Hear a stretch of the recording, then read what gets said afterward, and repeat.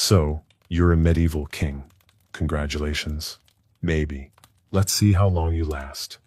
Before we dive in, make sure to hit that like button and subscribe if you're enjoying these slow, sleepy steps through the weirdness of history. And tell me, where are you listening from tonight? And what time is it there? I read every comment. You might be on a train, in bed, or under a blanket somewhere trying not to think about Monday. Either way, I'm glad you're here. Now then, dim your lights. Pull your covers a little closer. Let the sound settle into the room, and let's begin. You wake up to bells. Not gentle chimes or soft birdsong. No, this is the 1300s. It's the clanging of iron bells from the chapel tower below your window, ringing not out of reverence, but out of pure spite. It's 6 a.m. Maybe. No clocks yet, just the noise. You're in bed. Well, sort of. Technically, it's a bed. 4 thick posts carved from oak, draped in fabric so heavy it could survive a siege. The mattress is stuffed with straw, feathers, and probably at least one rat who pays rent in fleas. The blanket on top smells faintly of wet wool and unspoken royal secrets. You blink. You're alone. That's rare. Normally your wife, your consort, your favorite mistress, or one of your 8 royal hunting dogs would be somewhere in this bed, taking up most of the space. But this morning, just you and a draft. A very pointed, deliberate draft sneaking in under the door, like it has a political agenda. You swing your legs over the side of the bed. Regret immediately follows. Your knees pop like firewood. Your ankles feel like they've been politely disassembled and reassembled incorrectly by a team of drunk masons. You're 38, which is, let's be honest, elderly in this time period. You're a walking miracle. You should get a feast just for waking up. Maybe you will. You're the king after all. You ring a bell to summon your attendants. It's a small bronze thing that makes the same noise whether you're asking for a hot bath or declaring war. You shake it twice and wait. The sound echoes down a hallway somewhere. You hear one servant trip, a second one sigh. Footsteps shuffle toward you like they're negotiating with fate. A boy named Anselm enters. He's 12, underpaid and already developing back pain from carrying royal night chamber pots. He bows so deeply he nearly headbutts the floor. "Good morning, Your Majesty," he mumbles. You grunt. He takes this as permission to approach. He carries your robe, which smells like lavender, wet stone, and wealth. He helps you into it, hands trembling. You're not terrifying, but the crown is. Speaking of which, it waits on your dressing table. Gold, heavy, slightly crooked from being dropped that one time during a feast. You remember, you'd had 6 cups of wine and tried to toast yourself. The crown didn't forgive you. You glance at it now and feel the same old weight in your chest. Not from the gold. From what it means. The crown doesn't care that your knees hurt, that your brother-in-law wants your throne, that your people haven't seen a tax reduction in 3 reigns. The crown just waits, silent, judgmental, and always a little dusty. Anselm clears his throat. "Shall I fetch the royal physician to inspect your foot, sire?" You look down. Yes.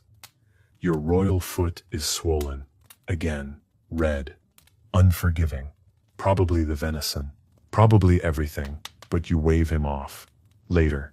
For now, you shuffle toward the window, robe dragging behind you, crown still untouched.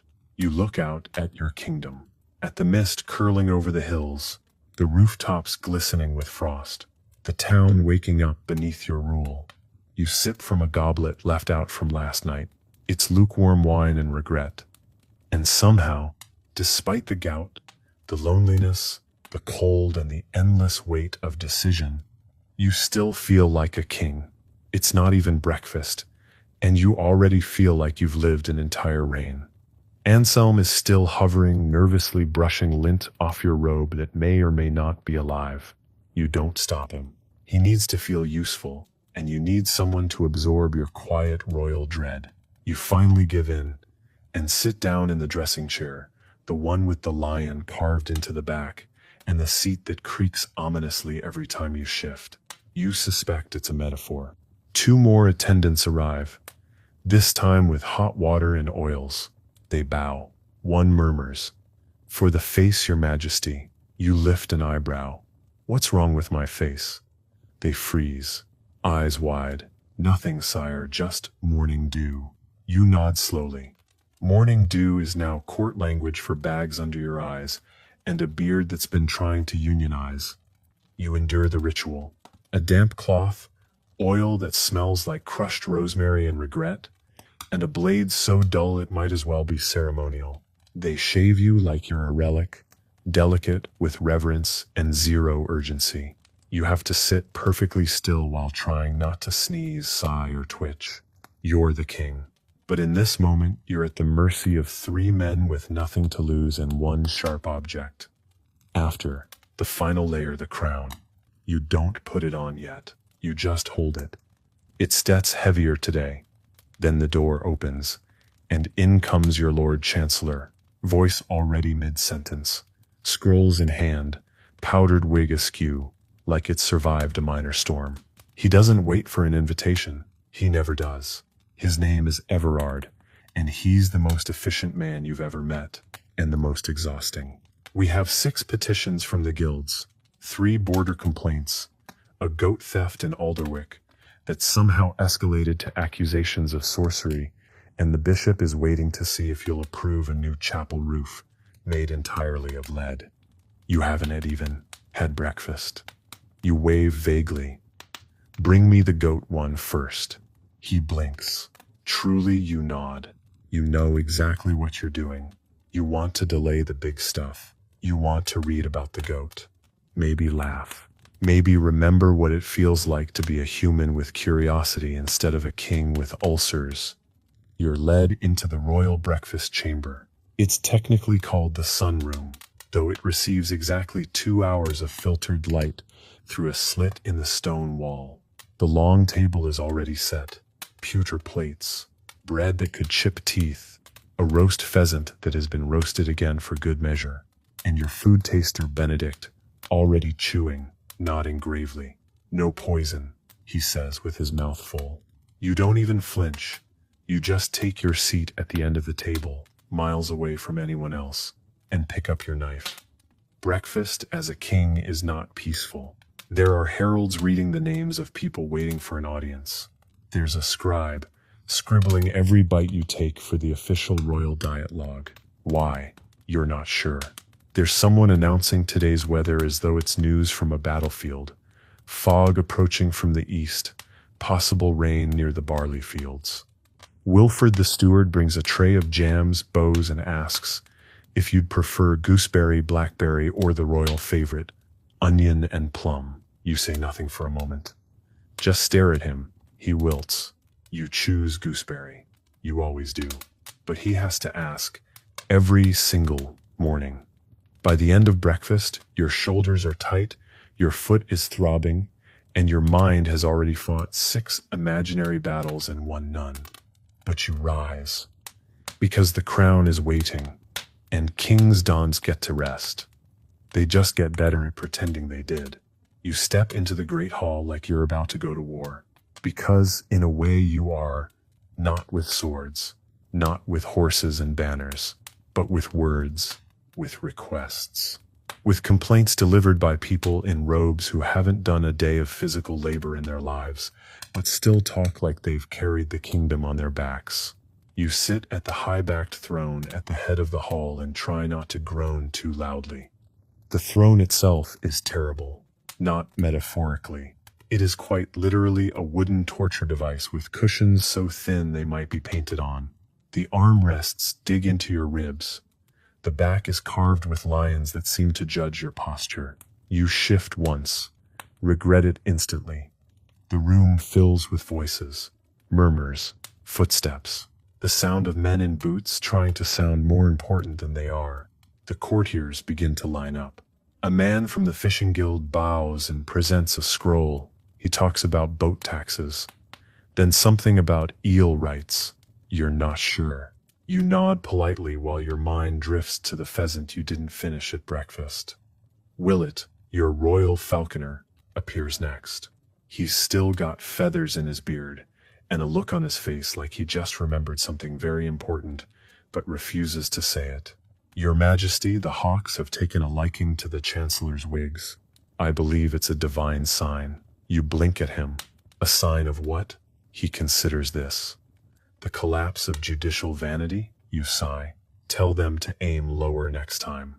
Next comes a dispute between two barons about a hill. One says it's his because he peed on it when he was 12. The other says it's his because his father died near it. You resist the urge to call for a coin toss, and instead ask for maps. They don't have maps. They have feelings. The debate goes nowhere. You send them to discuss it with your scribe in the hall closet until someone cries. Everard, your chancellor, returns like a wasp in human form. Sire, we still must address the matter of Prince Baldwin's request for additional lands. You inhale through your nose. Baldwin, your cousin, known for hunting inside monasteries and calling every woman he meets wench, even if she's holding a sword. Tell him I'll give him land when he stops setting fire to other people's.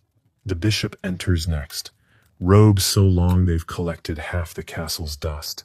He bows with one hand and adjusts his beard with the other. Sire, the chapel roof leaks onto the altar. We propose melting down 3 silver candlesticks to fund repairs. You raise an eyebrow. Which candlesticks? He hesitates. The ones gifted by your late mother. You smile without humor.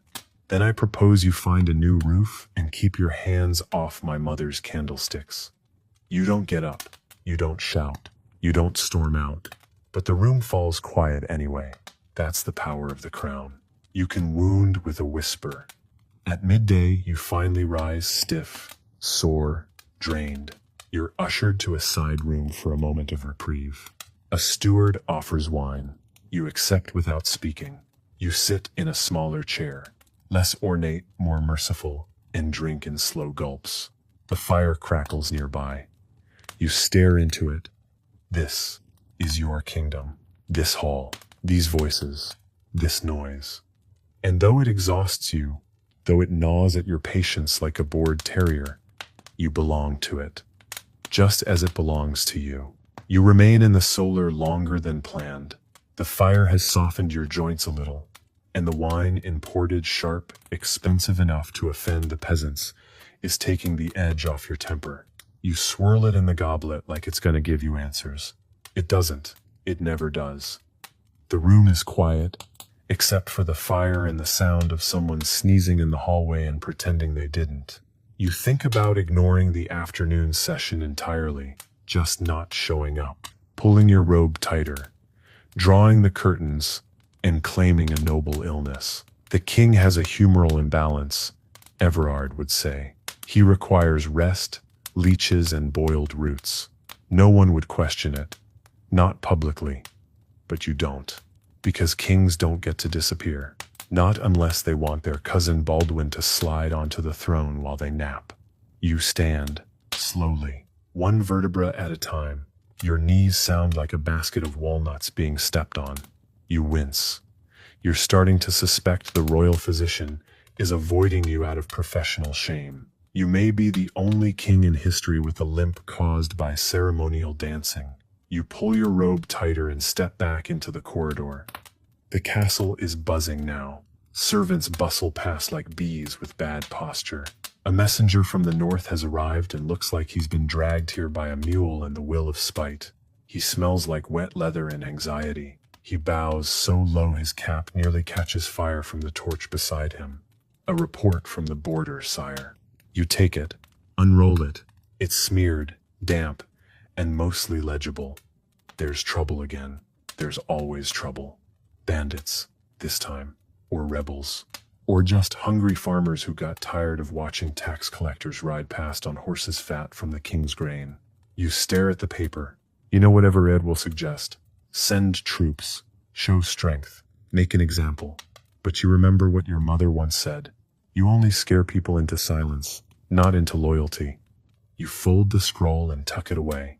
Later. For now, the council chamber awaits. It's worse than usual.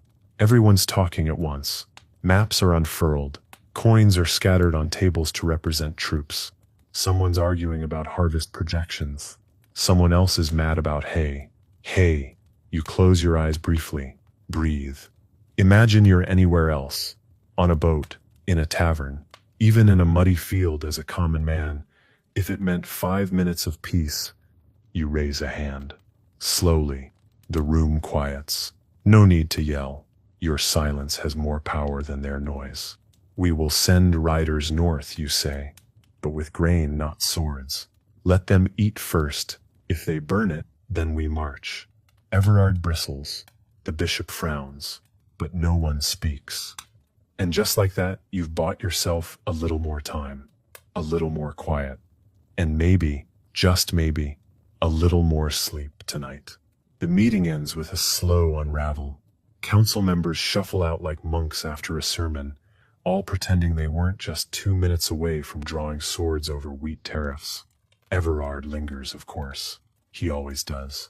You give him the usual vague wave, the universal royal signal for leave. Me alone, but pretend I dismissed you formally. He nods like it was his idea, and disappears down the corridor, already muttering about parchment. You step into the library, one of the few places in the castle where the silence feels like yours. The fire's low, the shelves are tall, and the smell of old books and dust and forgotten promises hangs thick in the air. You love this room, not because you read often. Half these books are in Latin, and the other half were copied by monks with terrible handwriting and strong opinions, but because it's still, and stillness is rare. You pull a scroll from the shelf. You don't even look at the title. You just sit in the window seat, the one that overlooks the south orchard, and pretend you're here because you have scholarly intentions.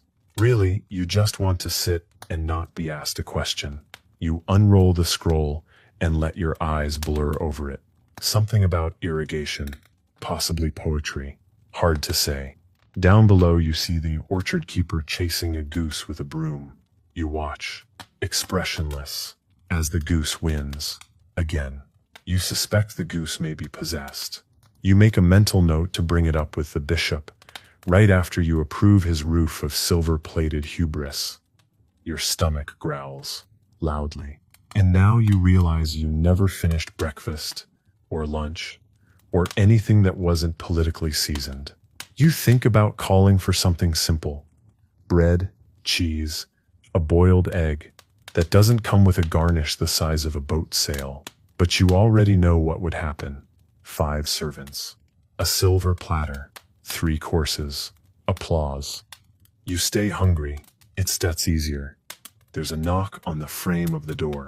It's Tilda, one of your oldest attendants. She's been with the castle longer than some of the stones. She doesn't bow. She doesn't need to. She just gives you a look that says you've been in here too long, and I know it. In her hand, a small plate, bread, cheese, and 1 fig, slightly bruised.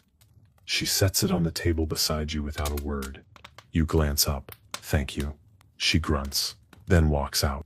You sit there a while longer, chewing slowly, staring out at the orchard, scroll still open beside you like a prop in a play you no longer care to perform. You are still wearing the crown. You take it off, set it beside the plate, and just breathe. Afternoons as king are strange. You're not expected to do anything specific, just be available, which is, in its own way, worse than being busy. You're a statue with a pulse. A man dressed in velvet who exists to be stared at, interrupted, and occasionally bowed to.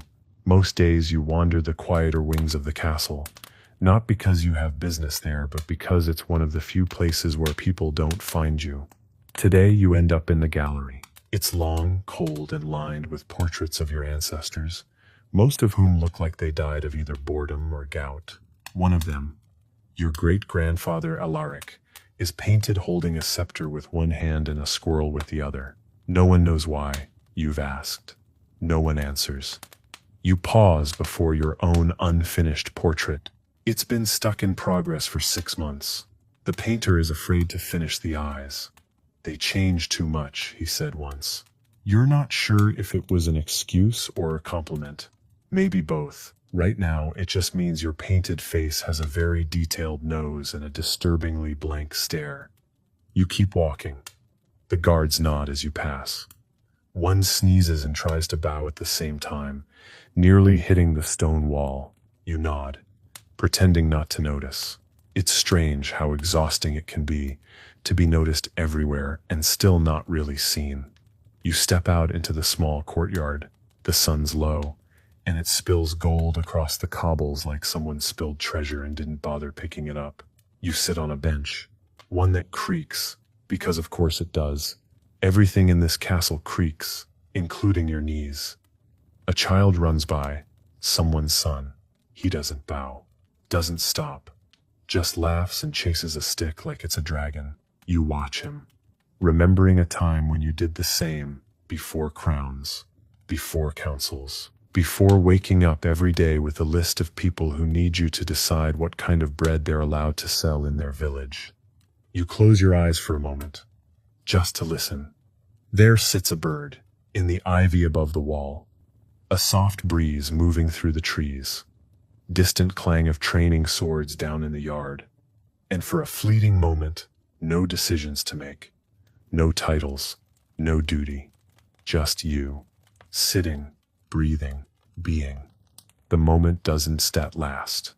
Footsteps approach. A page, panting. Your Majesty the steward says the Duchess of Varn has arrived early. She sips waiting in the antechamber with 2 swans and a poet. You open one eye. Did you say swans?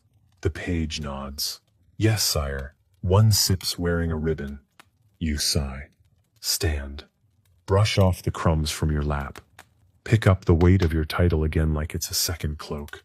Fine, you mutter. Let's go meet the birds. You walk through the stone halls toward the antechamber, your robe whispering along the floor behind you like a very judgmental shadow.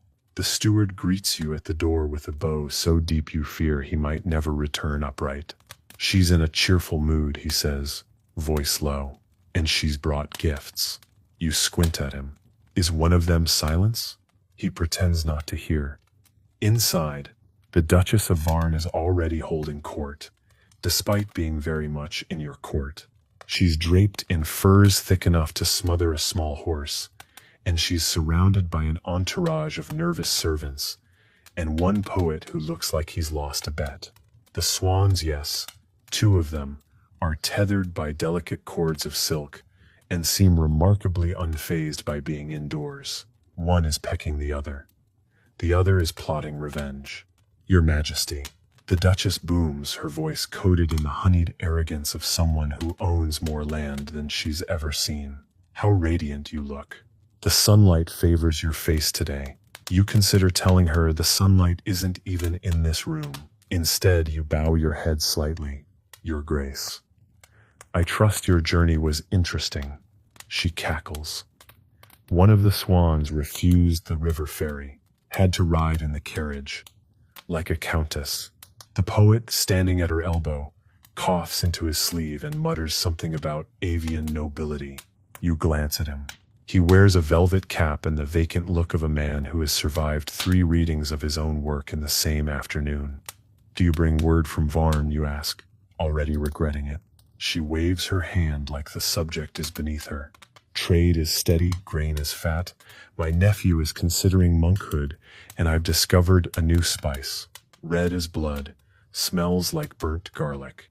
Very fashionable. She says this as though she invented it. She probably believes she did. She gestures to the poet. Recite, he sighs like a man being marched to the gallows, and opens a scroll. Ahem, Cito, ode to a king, in the style of a dove, after a dream of turnips. You raise a hand. Let sex skip that part. The Duchess laughs again. He's shy, she says, patting your arm like you're a wayward child, instead of the man who could, with a single nod, have her banquet hall filled with goats. Now, Your Majesty, I simply must talk with you about expanding the Eastern Road. You see, my swans need a smoother ride. You stare at her for a beat. Is this a metaphor, or are we still talking about actual swans? Both, she says brightly. An hour passes.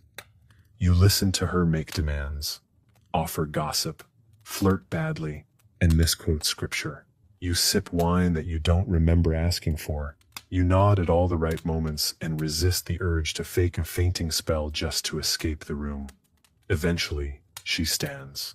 "You've been such a gracious host," she says, clearly preparing to talk for another 20 minutes. But you rise, take her hand and bow. "Always a pleasure, Duchess. May your return journey be uneventful, for you and your birds." She beams, clearly taking it as a compliment. As she leaves, the poet mouths, "Thank you," at you. You consider adopting him out of pity. And just like that, the room is quiet again. Well, except for the swan that left a message on your rug. You stare at it. And look up. This is still better than the council meeting. You don't go straight back to the council chamber after the Duchess departs. You need a moment. A long one, maybe a month. You walk slowly down the corridor, past the tapestries that depict your ancestors winning battles you're not sure ever happened. One of them shows a man, possibly your great-uncle, strangling a wolf with one hand and kissing a nun with the other. You stare at it for a while, trying to decide if you're impressed or just deeply concerned. The castle is quieter now. Late afternoon has a way of softening everything. Voices, footsteps, even ambition. The servants are more tired, the guards more relaxed. The stone corridors echo less. Everyone's just waiting for supper. You slip through a side door and take the back way up to the North Tower. It's rarely visited. Too many stairs, not enough gold. Which is exactly why you like it. Up here the wind hums against the arrow slits, and the dust doesn't care what title you wear. There's an old chair by the window, and for a moment you let yourself sit without poise. You lean back, let your arms fall. Let your stomach expand like it hasn't had to impress anyone since breakfast. From this height, the kingdom looks unreal, like a painting. The town is laid out in soft lines and crooked chimneys. The fields beyond wave like a worn green blanket. And far in the distance, a thin ribbon of river glints in the fading light. It's beautiful, and it makes you feel something dangerously close to small, which is oddly nice. There's a knock at the door, a soft one. You consider ignoring it, but you know the rhythm. It's Tilda. No one else knocks, like they're testing the wall for secrets. She enters without waiting. Of course, she sets down a wooden cup on the windowsill. Warm cider, stolen from the steward's private stash. You raise an eyebrow. "You steal for me now?" She shrugs. "I steal back for you. It was yours to begin with. He just didn't know it." You nod, take the cup, sip. It's sweet, sharp, and laced with cinnamon. Your eyes close for a second longer than expected. She watches you, arms crossed. You haven't eaten properly in 2 days, your legs swollen again, and you smell like formal diplomacy. You glance at her. "That bad?" "You smell like ribboned poultry and lies." You chuckle, but it catches in your throat. "It's not that funny." "Not really." She softens, just a little. "You don't have to be steal every hour of the day, you know." You look out the window. "If I step not steal, I bend." "Maybe," she says, "but you've been brittle lately." You don't answer. You just keep sipping the cider and watching the sun pull its last gold streak across the world you're responsible for. Before she leaves, she adds, "There sips soup at the fire tonight. I toll bring some. And if you try to give it to the dog again, I toll make sure your robes shrink." She steps halfway down the stairs before you manage a quiet thank you. Not as a king, just as someone who needed a minute. You stay in the North Tower longer than planned. The cider warms you from the inside out, and the silence feels earned, not forced. Outside, the last threads of daylight slip behind the hills, taking with them whatever pressure was still clinging to your shoulders. Down below, the torches are being lit one by one. It looks like the kingdom is exhaling. You should go back. But instead, you stay seated in the old chair, rubbing your thumb along the rim of the cider cup. It's smooth and worn, like it's been passed through more hands than the throne itself. You wonder how many kings have sat here before you. Probably none. Most preferred the solar or the war room. You've always liked the places people forget about. You close your eyes for a moment and let your mind wander, not to war or taxes or cousins who think they'd make a better monarch, but to the first time you walked into the throne room, not as a king, as a boy. You were 13, maybe 14, wearing boots that didn't fit and a belt that kept sliding. The hall felt impossibly large back then. The crown seemed like a joke, something that belonged to a storybook or a coin. You remember thinking, there's no way I'll survive this. You were right, in a way.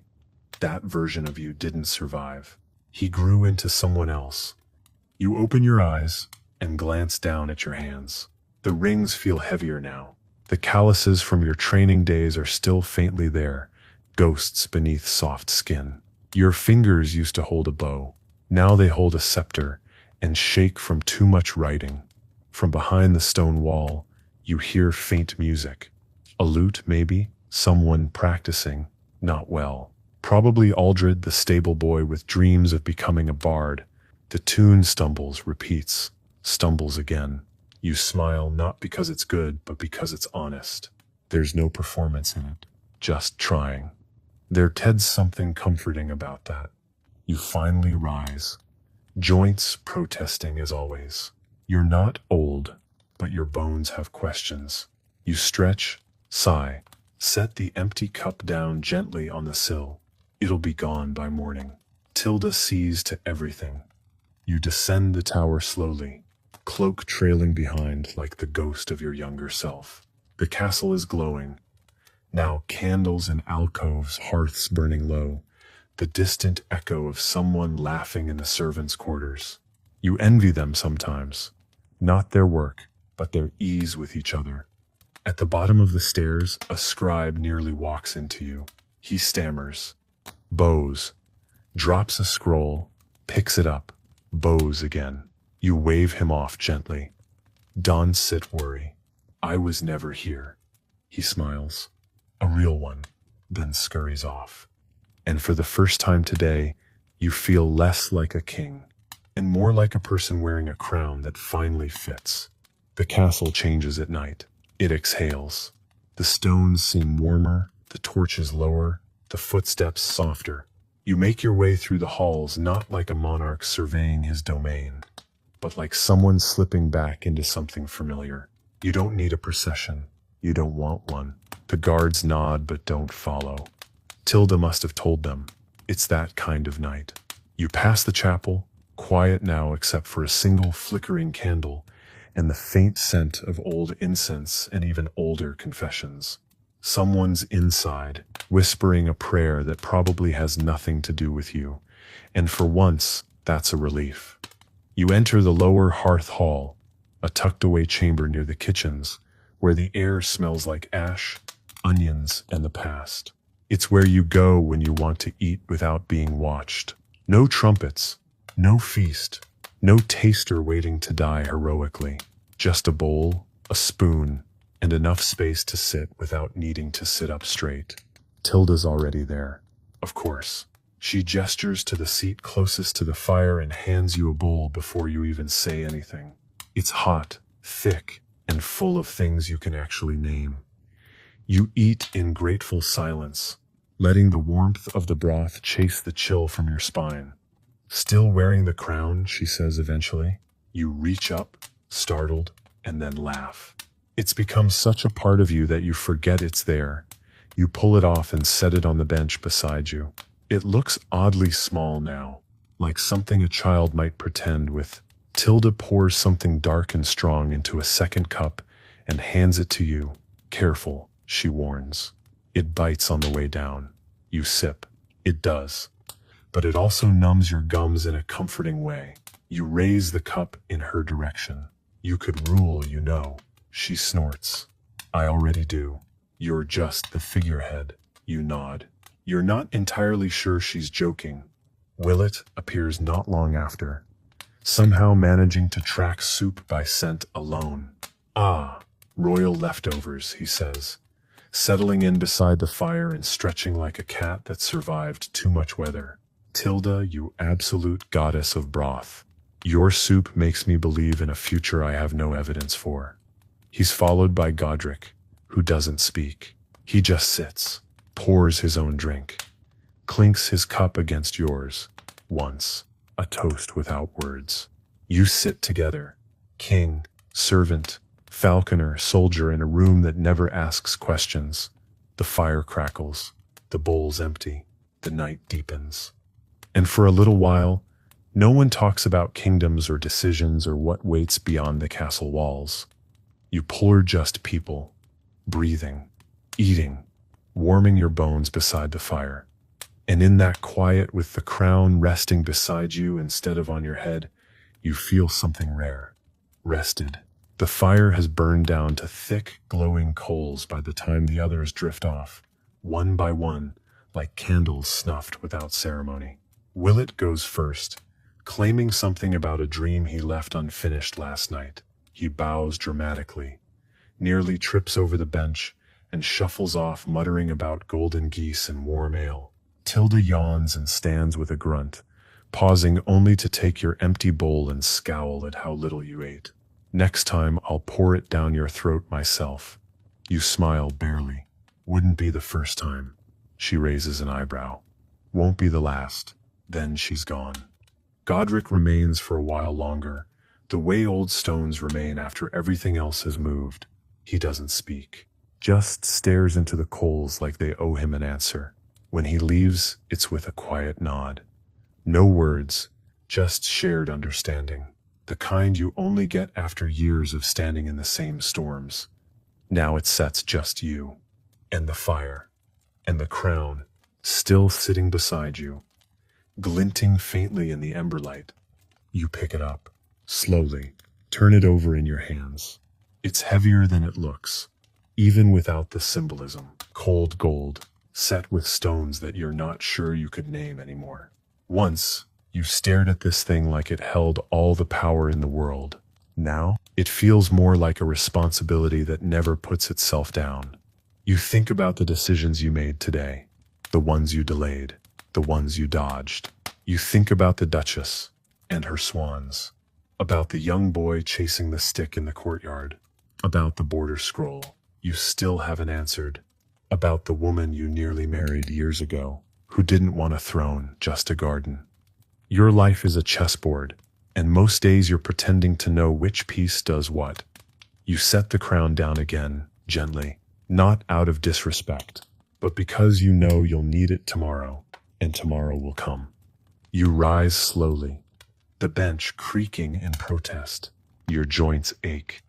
You rub your temple. You tell yourself you'll sleep. But kings rarely sleep. Not really.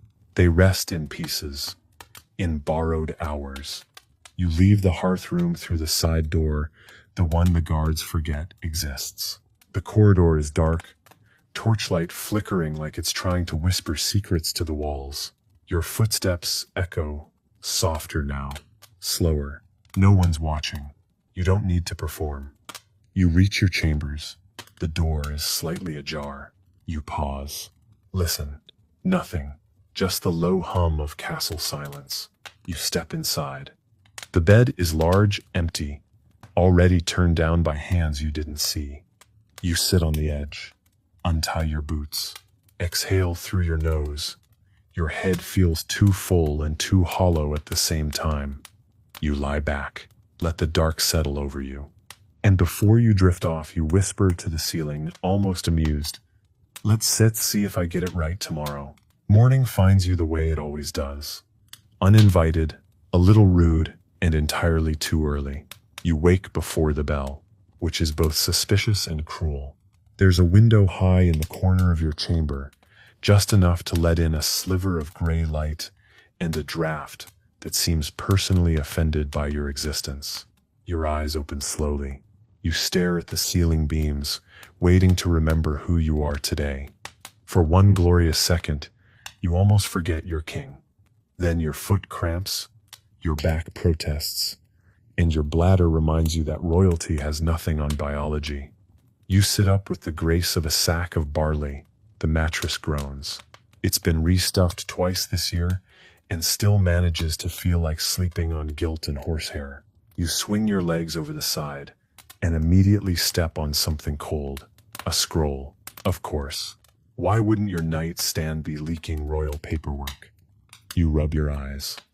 Something in the corner of your mind is already whispering about unfinished council matters, unresolved land disputes, and that envoy from the Eastern Isles who smells like pickled fish and wants an audience again.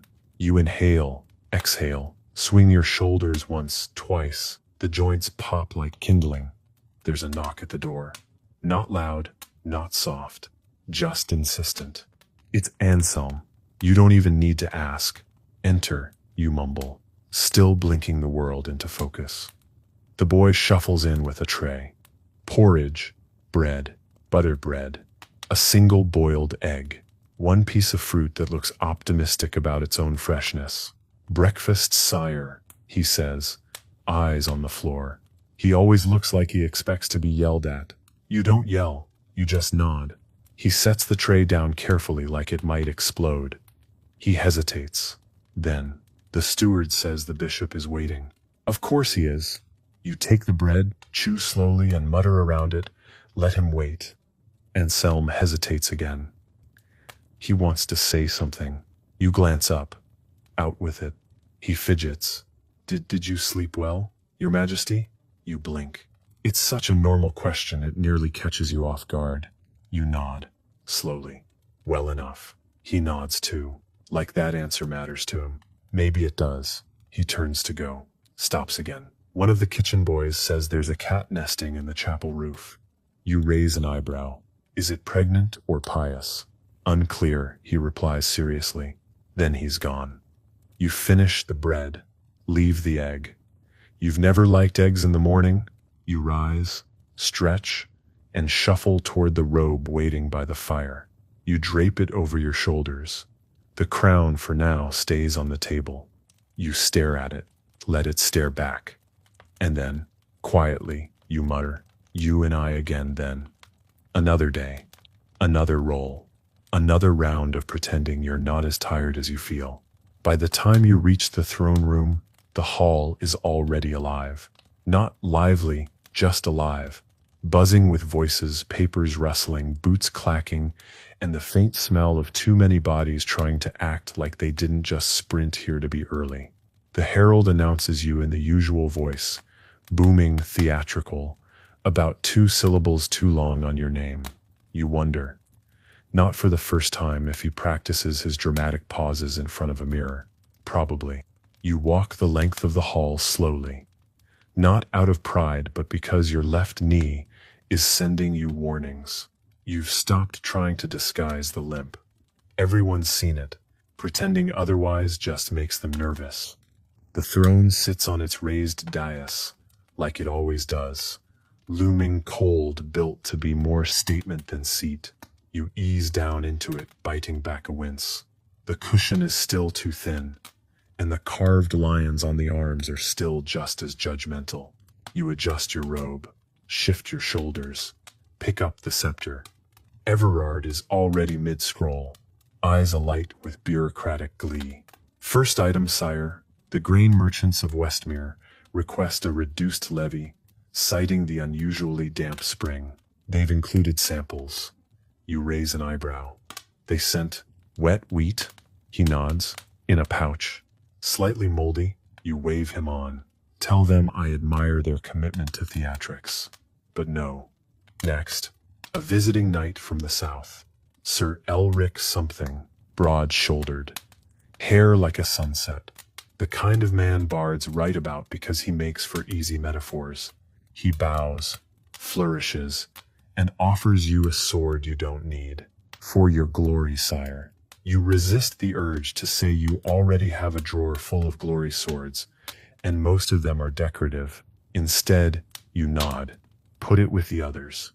He offers a tale of slaying a boar the size of a wagon. The court gasps in all the right places. You sip water and pretend not to yawn behind your goblet. The bishop frowns at the mention of blood. You suspect he thinks meat should be blessed before it's hunted, which raises interesting logistical concerns. Next, an old woman from the far western hamlets. No title, no entourage, just a basket of something wrapped in cloth. She curtsies low, lower than she needs to, and presents you with a pie. You blink.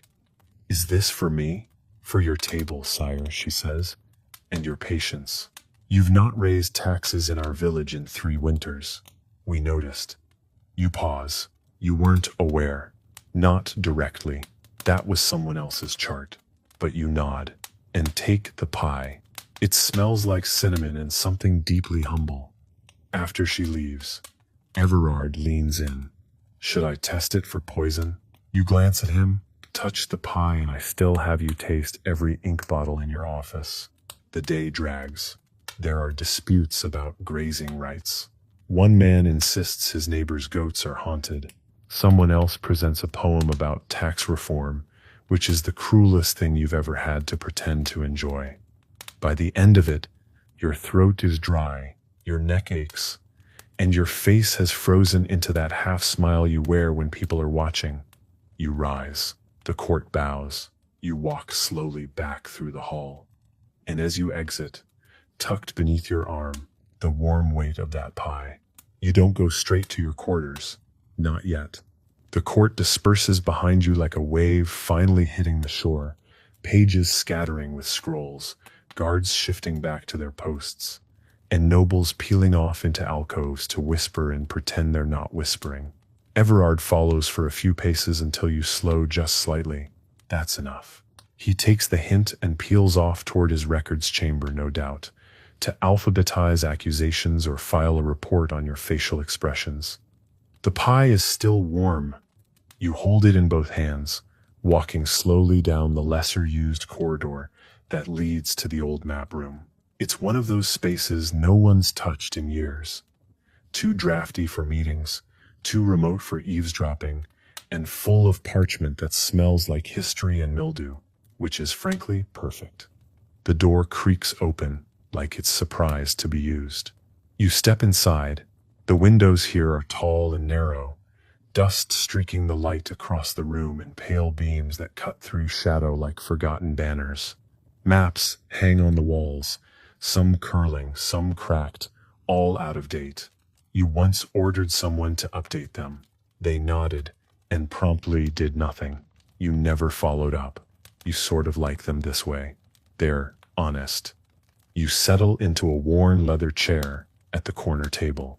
No ceremony, just a man with a pie in a room full of inaccurate borders.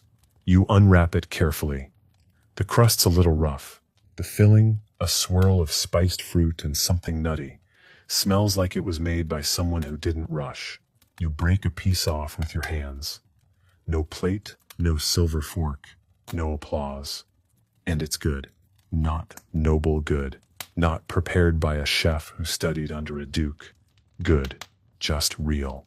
Comfort baked into form. The kind of food that doesn't try to impress. It just wants you to feel all right for a little while. You sit there in the silence, chewing slowly, gazing at a map that still shows the kingdom with a lake that dried up 20 years ago. You think about sending someone to fix it, then decide against it.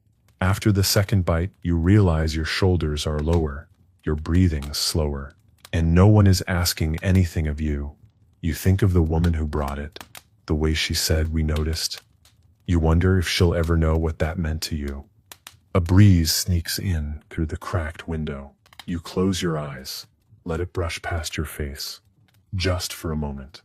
And there, in that half-lit room full of ghost geographies and sweet pastry, you pulls you're not the king. You're just a man, eating pie, trying to remember what it felt like to not always be seen. Eventually the pie is gone. Not quickly, not greedily, just steadily, bite by bite, like you were trying to stretch it, as if savoring it could buy you more time in this dusty room at the edge of everything. You set the cloth back over the empty basket with a kind of reverence. More respect than you gave the sword from Sir Elric this morning. Honestly, it deserved it. You lean back in the chair, hands resting on your stomach, eyes on the ceiling. There's a crack in the plaster shaped almost exactly like a wolf or a ship. Depends how tired you are. Today, it's a ship sailing west, probably somewhere warmer. The moment lingers, then it ends. A soft knock, a gentle one, courteous, familiar. You don't answer. You don't need to. The door creaks open a moment later, and Tilda steps in, holding something in one hand and a knowing look in the other. Figured I'd find you here, she says. Not smug, just factual. You always come here when the court's been loud. You grunt. That's about all the commentary you can manage without breaking the spell entirely. She steps further in, looks around. Still haven't fixed that lake on the wall, I see. It sets a historical lake now, you mutter. A memorial to when things were simpler. She smiles faintly and sets a folded cloak down beside you. Evening sips turning cold. Figured you sipped forgotten. You take it. Not because you're cold, because it's one less thing to carry alone. She doesn't leave immediately. She walks once around the room, trailing her fingers along the edge of a warped table, looking at the maps like she used to help draw them. Maybe she did. You know, she says finally, you could tell them to wait. You raise an eyebrow. Who? Everyone, she replies. The council, the bishop, that cousin of yours who keeps writing letters with suspiciously poetic threats. Just make them wait, for once. You sigh. Kings Dunstead get to say no to the clock. She turns, arms folded, head tilted. You do. You just forget that sometimes. You don't reply, because she's right. And because the silence is easier than admitting you need it more than you want to. She walks toward the door, pauses. There's stew in the upper hearth room, and bread that's still warm. If you want it. You nod once. She nods back. Then she's gone. The door closes behind her with a soft click. You sit there a little longer, the folded cloak on your lap, the pie basket beside your elbow, and the maps of the kingdom all around you, wrong, fading, real. The crown waits for you somewhere down the hall. It always does. But for now, you are allowed to sit in a room where no one claps when you enter. The sun has dipped lower by the time you rise. The light has that end-of-day hue now, gold that's turned more copper, like a coin worn thin from too many hands. You stand slowly, the old chair creaking beneath you like it's offering one last complaint. You stretch, hear something in your back shift like a reluctant gait. Then, with one last glance at the cracked ship on the ceiling, you step out of the map room. The corridor outside is quiet, not silent, just respectful. The kind of hush that only happens after sunset in places made of stone and memory. Your footsteps echo faintly, softened by tapestries that haven't been dusted in a month. You like it this way. The edges of the castle feel older here, more honest, less polished for ceremony. You pass a stained glass window lit from behind by the last of the sky's fire. It casts colors across the wall in a silent parade of saints and symbolism. One figure, some long-forgotten martyr, catches the light just right and throws a red glow onto the floor like a warning. Or maybe just a joke. You're too tired to tell the difference anymore. You make your way toward the upper hearth room, a little-known space, tucked behind the servants' corridor and used mostly by people who've earned the right to sit without being watched. The firelight spills out before you reach the doorway. You pause, one hand on the arch, letting the warmth wash over your face before you even step inside. Inside, the room glows with that particular magic only firelight can make, shadows that flicker like stories trying to be told, and chairs that creak with the kind of welcome that doesn't need words. There's a pot on the hearth, thick stew. You smell garlic, lentils, onion, and something deeply soothing. Tilda wasn't lying. You ladle a bowl without ceremony. There's no audience here, Just two guards sitting quietly at the far end of the room, boots off, sipping from pewter mugs. They glance up when you enter, not with fear, not with surprise, just acknowledgement, the way soldiers do when they see someone else who's still carrying it. You settle near the fire, bowl in your lap, robe tucked under your feet. The stew is hot. You let the first spoonful burn your tongue just a little. It's grounding. For several minutes, there's no sound but the crackle of the hearth and the quiet clink of your spoon. No demands, no declarations, no decisions, just heat, just food, just the subtle weight of being alive and not being alone. And when the stew is gone, and your hands are warm again, and your breath feels like it belongs in your own chest, you lean back, stare into the flames, and finally let your shoulders fall. You don't leave the hearth room right away. There's something about this fire tonight, specifically, that feels heavier, not with dread, but with meaning. It crackles and shifts like it knows things. Like it remembers the first time you sat in front of it as a young, nervous heir trying not to spill stew down the front of your tunic. You'd had no appetite then, too much weight pressing on your ribs. Now you eat slowly, like the warmth might save you. The guards are gone. One must have nodded off. The other carried him out with a silent glance in your direction, like asking your permission to be human. You gave it without words. You're alone again. But it doesn't feel like solitude. It feels like space. The good kind. You take the poker and shift the logs. Sparks leap upward like startled birds. You stare into them, letting your thoughts move the way your court never allows, wandering, uneven, real. You think about your sister, the one who left for the coast a decade ago with a merchant captain, and a smile too sharp for politics. You never blamed her. You were jealous. If anything, you used to write. She stopped replying. Sometimes you still dream she's living in a village that doesn't know your name, sitting beside a different fire, laughing without consequence. You think about your first sword, not the ceremonial one, the real one, iron dull at the tip, chipped from years of being dropped. It's probably in a storeroom now, buried under silver platters and old war banners. You remember holding it like it meant everything. Now you hold paper and people. You think about the girl in the garden, the one who taught you how to climb the West Tower without being seen. You fell once. She laughed so hard she nearly dropped the apple she was supposed to be stealing. She married someone else. You crowned someone else. It all seems fair in its own way, but unfair too. The sort of thing that makes you sit longer by the fire, wondering what parts of yourself you bartered away for the sake of being needed. You rest your chin in your hand. The fire is quieter now, just embers, whispering instead of roaring. You like that better. You glance at the bowl, still sitting in your lap, empty, and for a brief, strange moment, you feel grateful. Not for the power, not for the crown, but for this, a warm bowl, a quiet fire, and the freedom, even briefly, to think like a person again.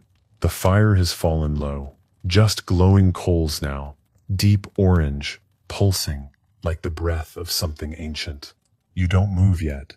It's the kind of warmth that wraps itself around your bones, not just your skin, the kind that makes even sorrow feel softer at the edges. You lean forward, elbows on knees, fingers laced loosely. The empty bowl sits on the bench beside you. There's a smudge on your thumb, maybe ash, maybe ink. You stare at it like it might offer you an answer. It doesn't. Behind you, somewhere down the corridor, a bell rings faintly, not urgent, just timekeeping. The 9th hour after sundown, which means someone somewhere is lighting the chapel's final candle. A monk is praying for peace. You'll never feel. A scribe is cataloging decisions you haven't made yet. And someone in the servants' wing is probably sewing a tear in a curtain you didn't know had torn. It's strange, the machinery of it all. How the kingdom moves beneath you like gears you never stop hearing. Even now, even here, your eyes wander to the crown. It's not with you, not physically. You left it in your chambers, resting on a velvet cushion like some glorified bedtime story. But it's still there, in your thoughts, always, pressing. You wonder what people would say if they saw you like this, robe loosened, hair unkempt, shoulders hunched like a man half his age and twice his weight. Not kingly, not polished, just tired, the kind of tired that doesn't fix itself with sleep. And you wonder how many kings before you sat in this exact posture, how many of them gripped the same silence, hoping it would teach them how to be more than ceremonial. You shift in your seat. Something clicks in your back again, a reminder that the body doesn't care about status. It just keeps score. There's a sound in the corridor, footsteps, light, familiar. You know it's Tilda before she even rounds the corner. She appears in the doorway, holding a folded blanket and a face that doesn't ask questions anymore. She doesn't speak, just walks in, lays the blanket over the bench beside you, and sets a small candle on the table. "Stay here if you want," she says gently. "I told them you were praying." You raise an eyebrow. They believed that? They wanted to. She shrugs. "Let them." You nod. She starts to turn away, then pauses. The kitchen boys are baking honey bread before dawn. If you come down early enough, they'll pretend not to see you. You smile, faintly. That might be the most sacred offer you've had all week. Then she's gone again, like fog clearing before it's noticed. You look at the candle. You look at the fire. And for a few more minutes, you decide to believe her. That you fear not being watched. That you stir just here. Just you. Just now. The candle burns low. You haven't touched it. You don't need to. The glow is enough. Steady, warm, and just bright enough to make the shadows feel like company instead of threat. You sit back again, slower this time. The blanket Tilda brought draped over your legs like a reminder that someone, somewhere, still sees the man and not just the monarch. The hearth has gone almost completely quiet. No popping logs now, just a bed of coals, smoldering like thoughts you've pushed down all day. You stare into it, watching as one ember pulses brighter than the others, then fades. A moment of fire, gone without ceremony. You wonder how many decisions you made today that no one will remember. How many times you nodded, signed, agreed, just to keep things moving, just to keep the machinery turning. It's strange, isn't it? How many choices feel enormous in the moment, only to be swallowed whole by the next sunrise. You lift your hand slowly, flex your fingers. You used to carry swords with these. Now they carry ink, paper, people. You take a long, steady breath, the kind you used to take before duels, or speeches, or seeing your father. It settles deep in your lungs like warm smoke. You wonder what he'd think of you now. Your father, that is, the last king. His portrait still hangs in the war chamber, forever scowling like someone just spilled soup on his treaty. He was louder than you, sharper. Believed in strong walls and stronger punishments. People feared him, and they obeyed. But no one brought him pies. You lean your head back against the wall, let your gaze drift to the ceiling. There's no wolf shape here, no cracked plaster, just old beams, darkened by age, stretching above you like ribs, like the inside of a creature too large to name. You speak, softly. Not to anyone in particular, just to the room. I don't yet know if I'm doing this right. The room doesn't answer. Of course not. But something shifts, not in the air, but in you. Like admitting it, out loud, let a sliver of weight roll off your chest. You stare at the candle. It flickers once, as if to nod. You smile, just a little. Then you reach down, pull the blanket higher, and let your eyes close. Not all the way, just enough to let the world go quiet, just for a bit longer. Because the moment you stand, the kingdom will ask for you again. But for now, you've asked for nothing. and been given peace. You don't remember falling asleep. You just know the fire had faded and the candle burned low, and then you woke up in the dark. Not the kind of dark that frightens children, the kind of dark that feels like velvet. Soft, complete, honest. The blanket is still around your legs. Your neck aches, your back's angry, and your right hand is asleep from resting too long beneath your weight. But none of that matters, because for once, you slept. Not half alert, not with one eye open for whispers and footsteps and changes in the wind. You slept like a man, not a king. You sit up slowly. The air is cooler now. The embers in the hearth are dull, but still breathing. You stand, groaning softly, and stretch until something in your back decides to surrender.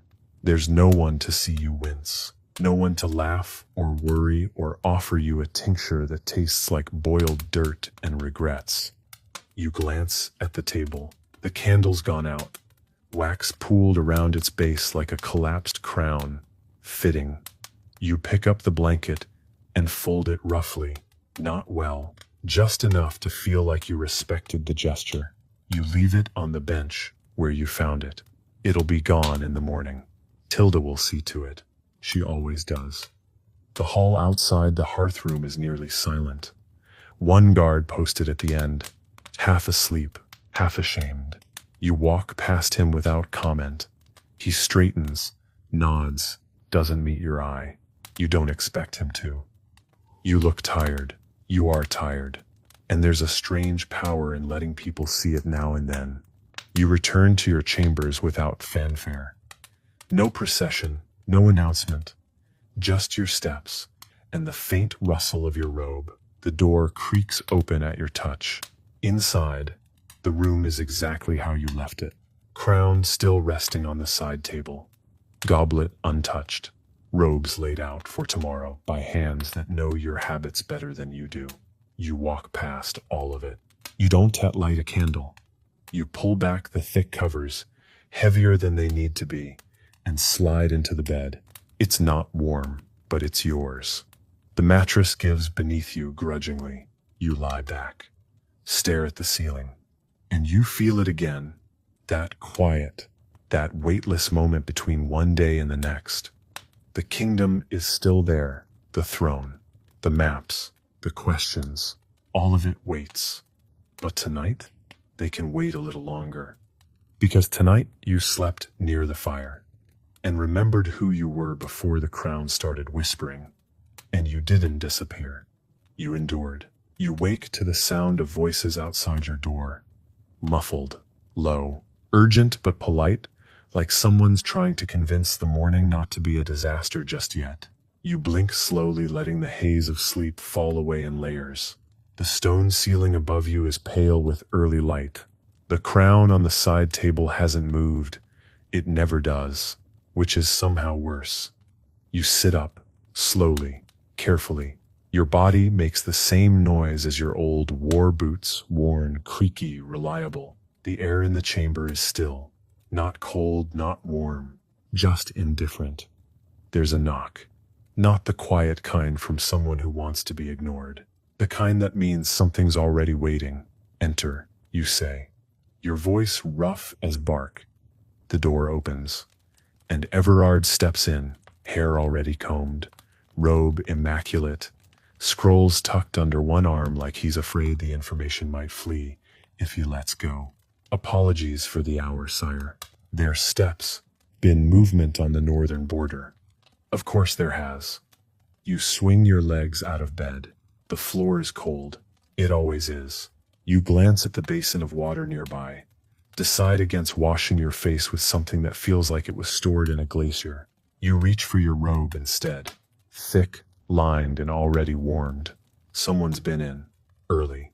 Maybe Tilda. You make a note to thank her. Quietly. Maybe with less sarcasm this time. Everard follows you across the chamber, already unfurling parchment. It's Stot's not an invasion, he says. Yet. Scouts spotted unfamiliar banners. A few riders. We don't have numbers. You take the scroll without looking. Let it hang from your fingers while you sit near the hearth. No fire yet, just ash. You poke it once with the iron rod. Nothing stirs, just like you. Everard pauses. Should we recall the captain from the southern road? Pull troops? You finally look up. No, not yet. We watch. Let them wonder if we stir sleeping. He hesitates, then bows and retreats.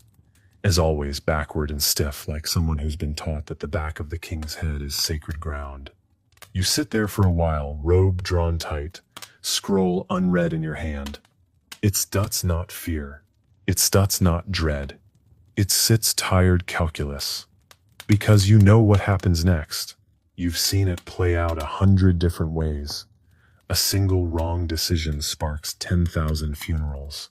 A single delay saves a village, or loses a castle. The crown never tells you which until after. You finally rise. Toss the scroll on the table. Let it wait. You pick up the crown, not because you're ready, but because pretending to be is part of the job. You place it on your head, the weight as familiar as breath now, and when you look into the polished silver tray, used as a makeshift mirror, you see it again, not just a king.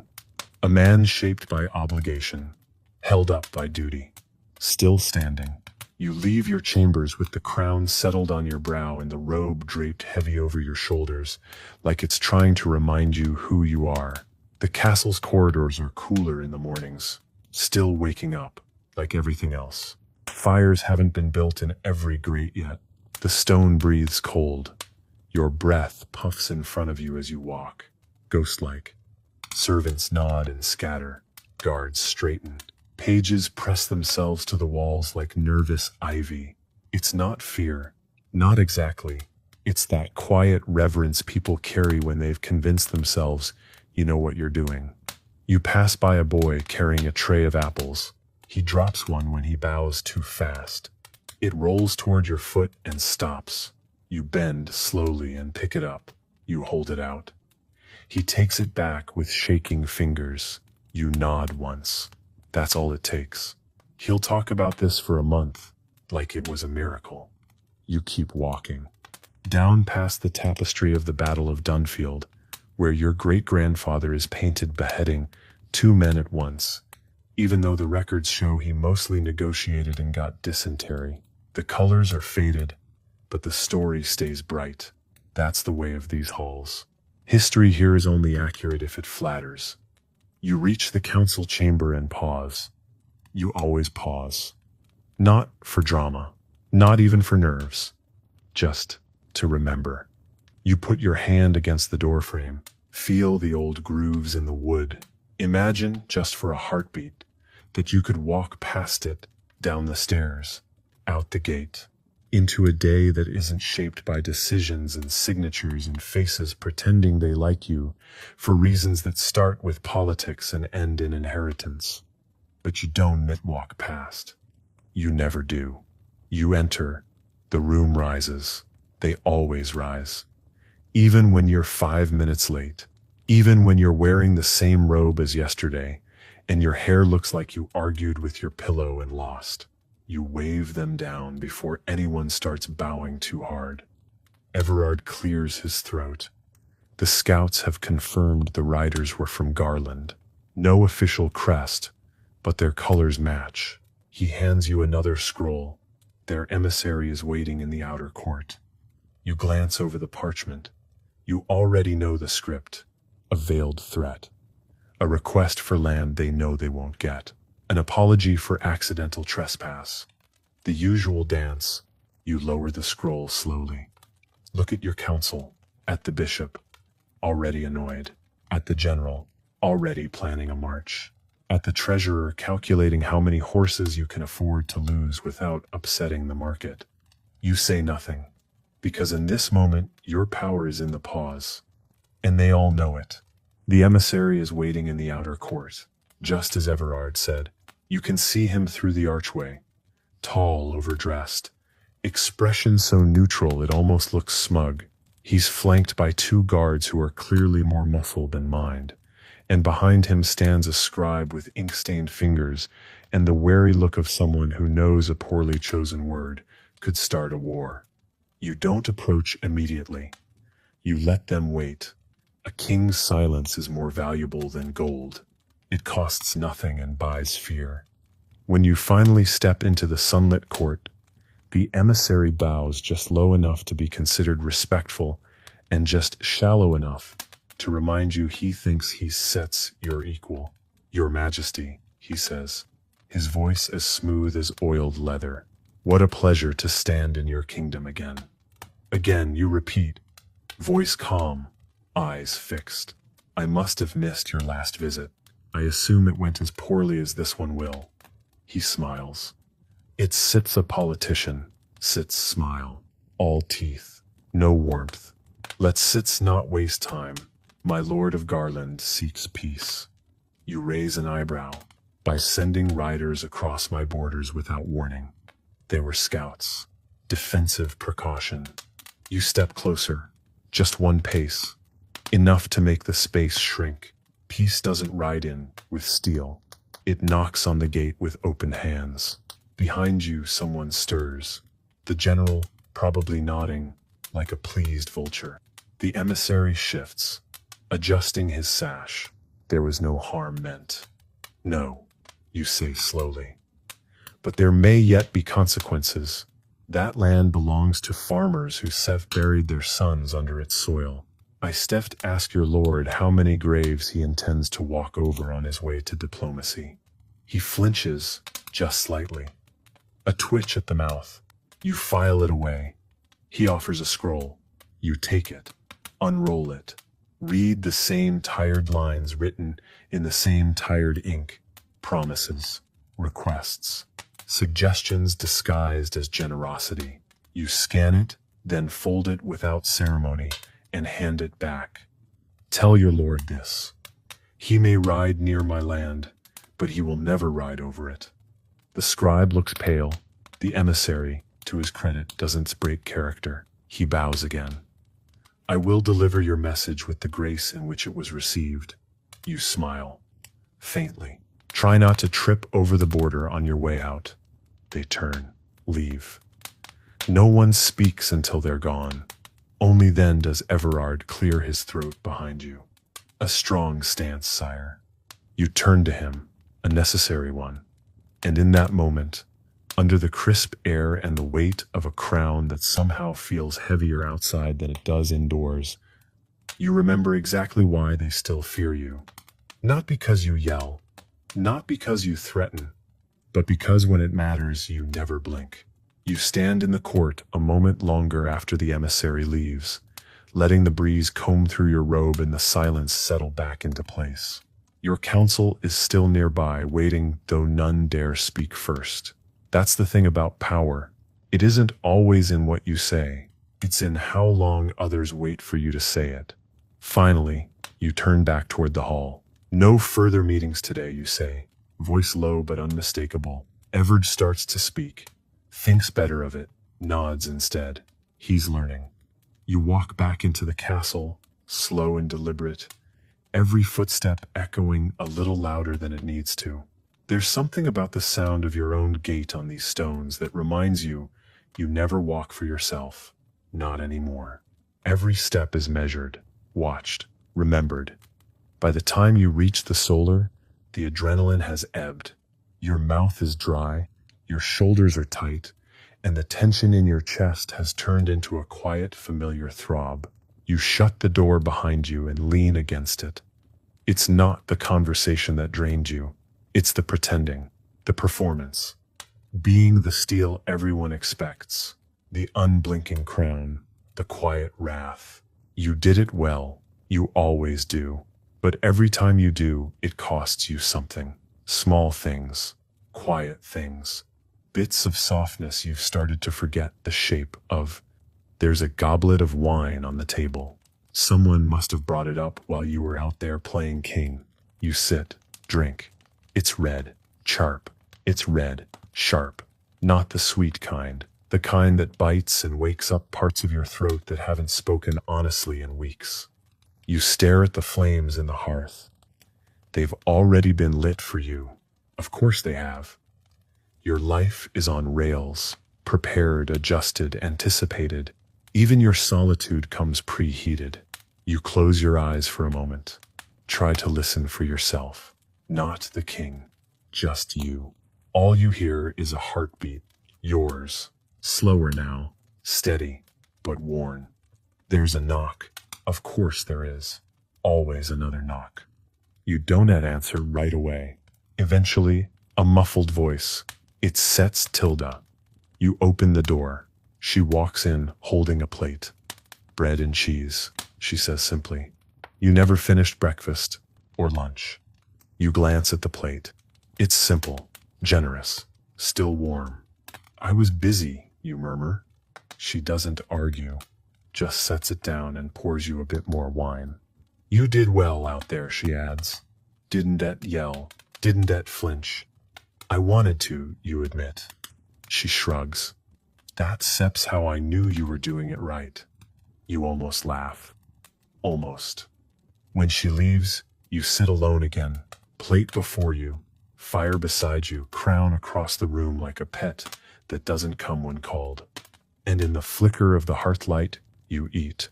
Slowly, quietly, as yourself. The cheese is sharp. The bread's soft at the center, crusted at the edges like a good memory, just tough enough to be real. You eat in the quiet, the kind that doesn't press in too tight but still lets your thoughts wander like they're looking for something they lost. You chew slowly, letting your jaw do something mundane for once. No words, no oaths, just food. The wine helps, though it burns a little more than it should. Maybe that's the point. The fire flickers nearby, casting its gold against the stone walls like it's trying to paint warmth into the room. It's doing a fair job. You catch yourself staring into it again, and suddenly you're somewhere else entirely. The memory comes without permission. A winter banquet, years ago, before the tidal weighed so heavily. The hall had been decorated with ivy and frostbitten flowers that looked more noble dead than alive. You were seated at the high table, as always, but your eyes kept drifting toward the back, toward her. She wasn't royalty, not even close. A baker's daughter, you think, or a carpenter's niece. You never found out exactly. She had a laugh like warm cider and eyes that didn't blink when she looked at you. You spoke once, after the feast, just once. She told you she liked the way you didn't speak unless it mattered. She vanished 3 weeks later. No scandal. No exile, just gone. You don't even remember what excuse was given, only that her absence took up more space in your chest than anyone was supposed to. You haven't thought about her in years. But tonight the wine, the fire, the quiet, they open old doors. You sip again, as if the burn might blur the edges of memory. It doesn't. You push the plate away gently, not because you're full, but because the ache in your throat has nothing to do with hunger. The crown sits on the far table still, watching, always watching. You wonder how many kings have had nights like this, where they could taste what it meant to be alone, even while surrounded by loyalty. You rise from your chair, walk to the tall window, and look out. The courtyard is empty now. The torches burn low. The wind moves softly through the trees like it's humming a tune too old to name. You lean your forehead against the cold glass and close your eyes. The room is still. The kingdom sleeps. And for the first time in a long time, you let yourself miss something. Someone. A face you barely remember, and a version of yourself you haven't seen in years. You stay by the window longer than you meant to. The stone sill is cold beneath your hands, grounding. Below, the castle courtyard lies wrapped in silver shadow, moonlight stretching across the cobbles like silk someone forgot to gather. One torch flickers stubbornly near the gate, doing its best to hold off the dark. You know that feeling. Somewhere in the distance, a dog barks once, then silence again. You pull away from the glass, breath fogging the pain, and return to the fire. The plate's still there, one last corner of bread untouched. You pick it up without thinking, chew slowly, and find that somehow it tastes better in the quiet. Or maybe you're just noticing it more. You sit again, not in your chair of state, just the one by the fire, the one that doesn't care about posture or titles. The crown is still across the room. You haven't worn it since earlier today, but your neck still feels its shape. It's always there, even when it's not. You wonder if you left it behind one day, just walked out of the gates in a hooded cloak with no ring, no retinue, no name. How long would it take for anyone to find you, to realize you were gone? Would they send a search party? Or a replacement? You shake your head, as if that might shake loose the thought. The logs shift in the hearth, a soft pop, like a whisper breaking. You think of the northern emissary again, the practiced smile, the scroll of rehearsed civility. He'll ride home tonight or tomorrow and report to his lord that the king still has teeth, still knows how to look down without blinking.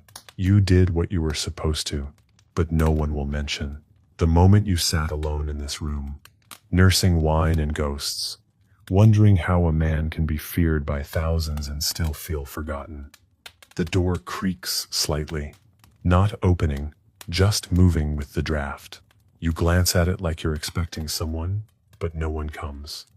You pull your knees closer, cloak wrapped tight. Your eyes flicker to the candle stub, barely holding on, wax pooled like a sleeping thought. It'll go out soon. And when it does, you till sleep. Not because you want to, but because you have to. Because in the morning they still knock again, and you still rise, and wear the steel in your spine like it was forged for you. But for now, you just sit, and let the night be what it is, soft, honest, and unafraid of kings. The candle gives up at last.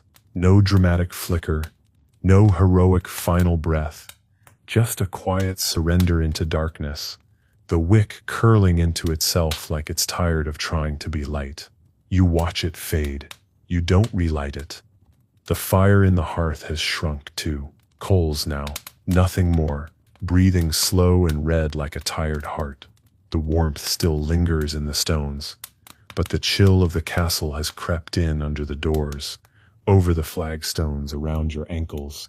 You stand, groaning softly as you stretch. Your bones sound like distant drums, deep and familiar. You pull the cloak tighter around your shoulders, not because you need it, but because it's comforting. It feels like a shield made of fabric and memory. You carry the crown in your hand as you leave the room. You don't wear it.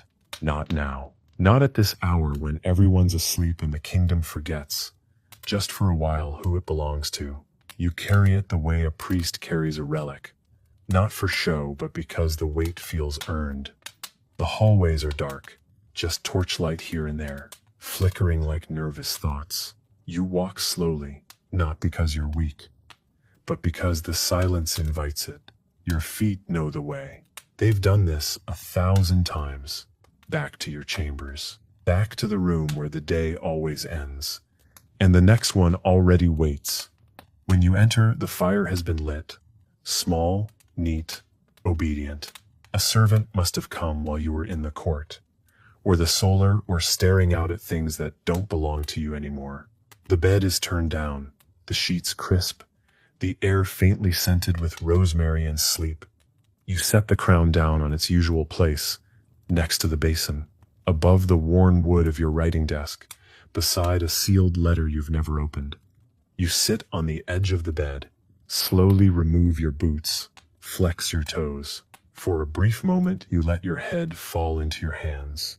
The room doesn't judge you. The walls are too old for that.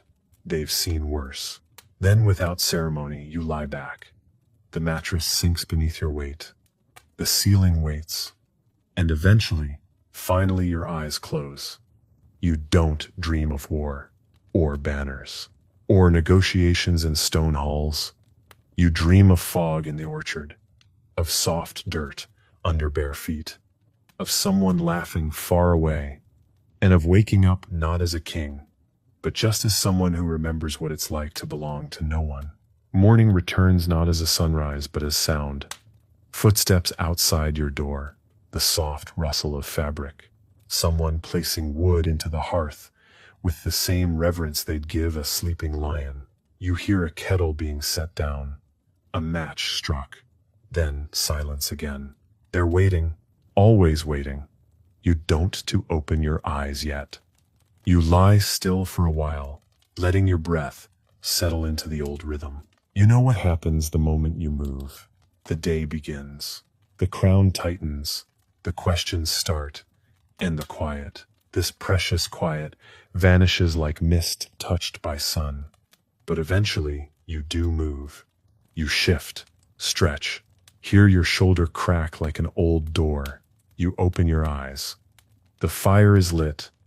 The room is warmer than expected. The basin's been filled. Steam curls upward from the surface. You sit up slowly, pulling the blanket with you. You stare at the fire for a moment. No thoughts, just light. Then the knock comes. 3 soft raps. Anselm sips, rhythm, timid but dependable. Your Majesty. You answer with a grunt. He opens the door a hand's width, enough to slide in with a tray. Bread, porridge, 2 figs. A small pot of something that might be tea or punishment. He sets it down, doesn't speak. He knows better now. He hovers a second longer. You finally glance up. He swallows. You didn't call for your attendance last night. We thought I was warm where I was, you say. He nods, eyes wide. He thinks that's a secret, that you have a hiding place in your own castle. You let him believe it. Some truths are too strange to explain. As he turns to leave, he pauses. Should I polish the crown this morning? You look at it, still sitting where you left it. A little askew, like even it's tired of pretending. No, you say. Let it rest today. He blinks. Yes, Your Majesty. The door clicks shut behind him. You pour the tea. It is, unfortunately, punishment. You take a bite of the bread. It's good, fresh, still warm in the center. You think of the baker, already up for hours, hands dusted in flour, working without knowing who he's feeding. You think, too, of the hundreds of people doing the same, shoveling, stitching, mending, herding, cooking, cleaning, all without applause, all without crowns. And yet here you are, eating their labor under soft linen, with a robe that costs more than their barns. You feel the weight of that, quietly. You eat the second fig, slower. And you decide, just for today, to walk through the lower halls. To be seen where you stir rarely expected. Because sometimes a king should not look down from the tower, but walk through the kitchen and thank the hands that keep him standing. You don't announce your visit. You don't wear the robe with the silver trim. You don't bring guards. You don't even tell Everard. If you had, he'd have followed you with a ledger and 3 scrolls for you to sign while you were mid-bite of an apple. No. Today you walk alone, and softly. The lower halls hum with life. Not ceremony, not performance, just honest work. You pass a linen room where 2 women are folding sheets the size of sails. They don't see you at first. When they do, they both freeze. One drops a corner of cloth. You hold up a hand, slow, easy. Carry on. They glance at each other, unsure if you mean it. You keep walking. The kitchen corridor smells of yeast and onions and life.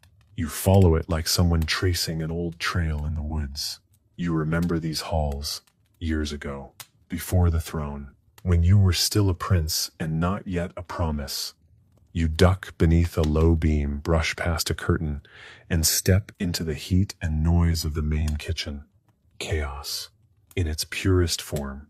Pots clanging, water boiling, bread being slapped into shape. A young girl rushing past with an entire wheel of cheese like it's a sacred artifact. You step aside just in time. She doesn't even look up. And then someone does. The head cook, a barrel-chested man named Garrick, spots you from across the room. He goes stiff.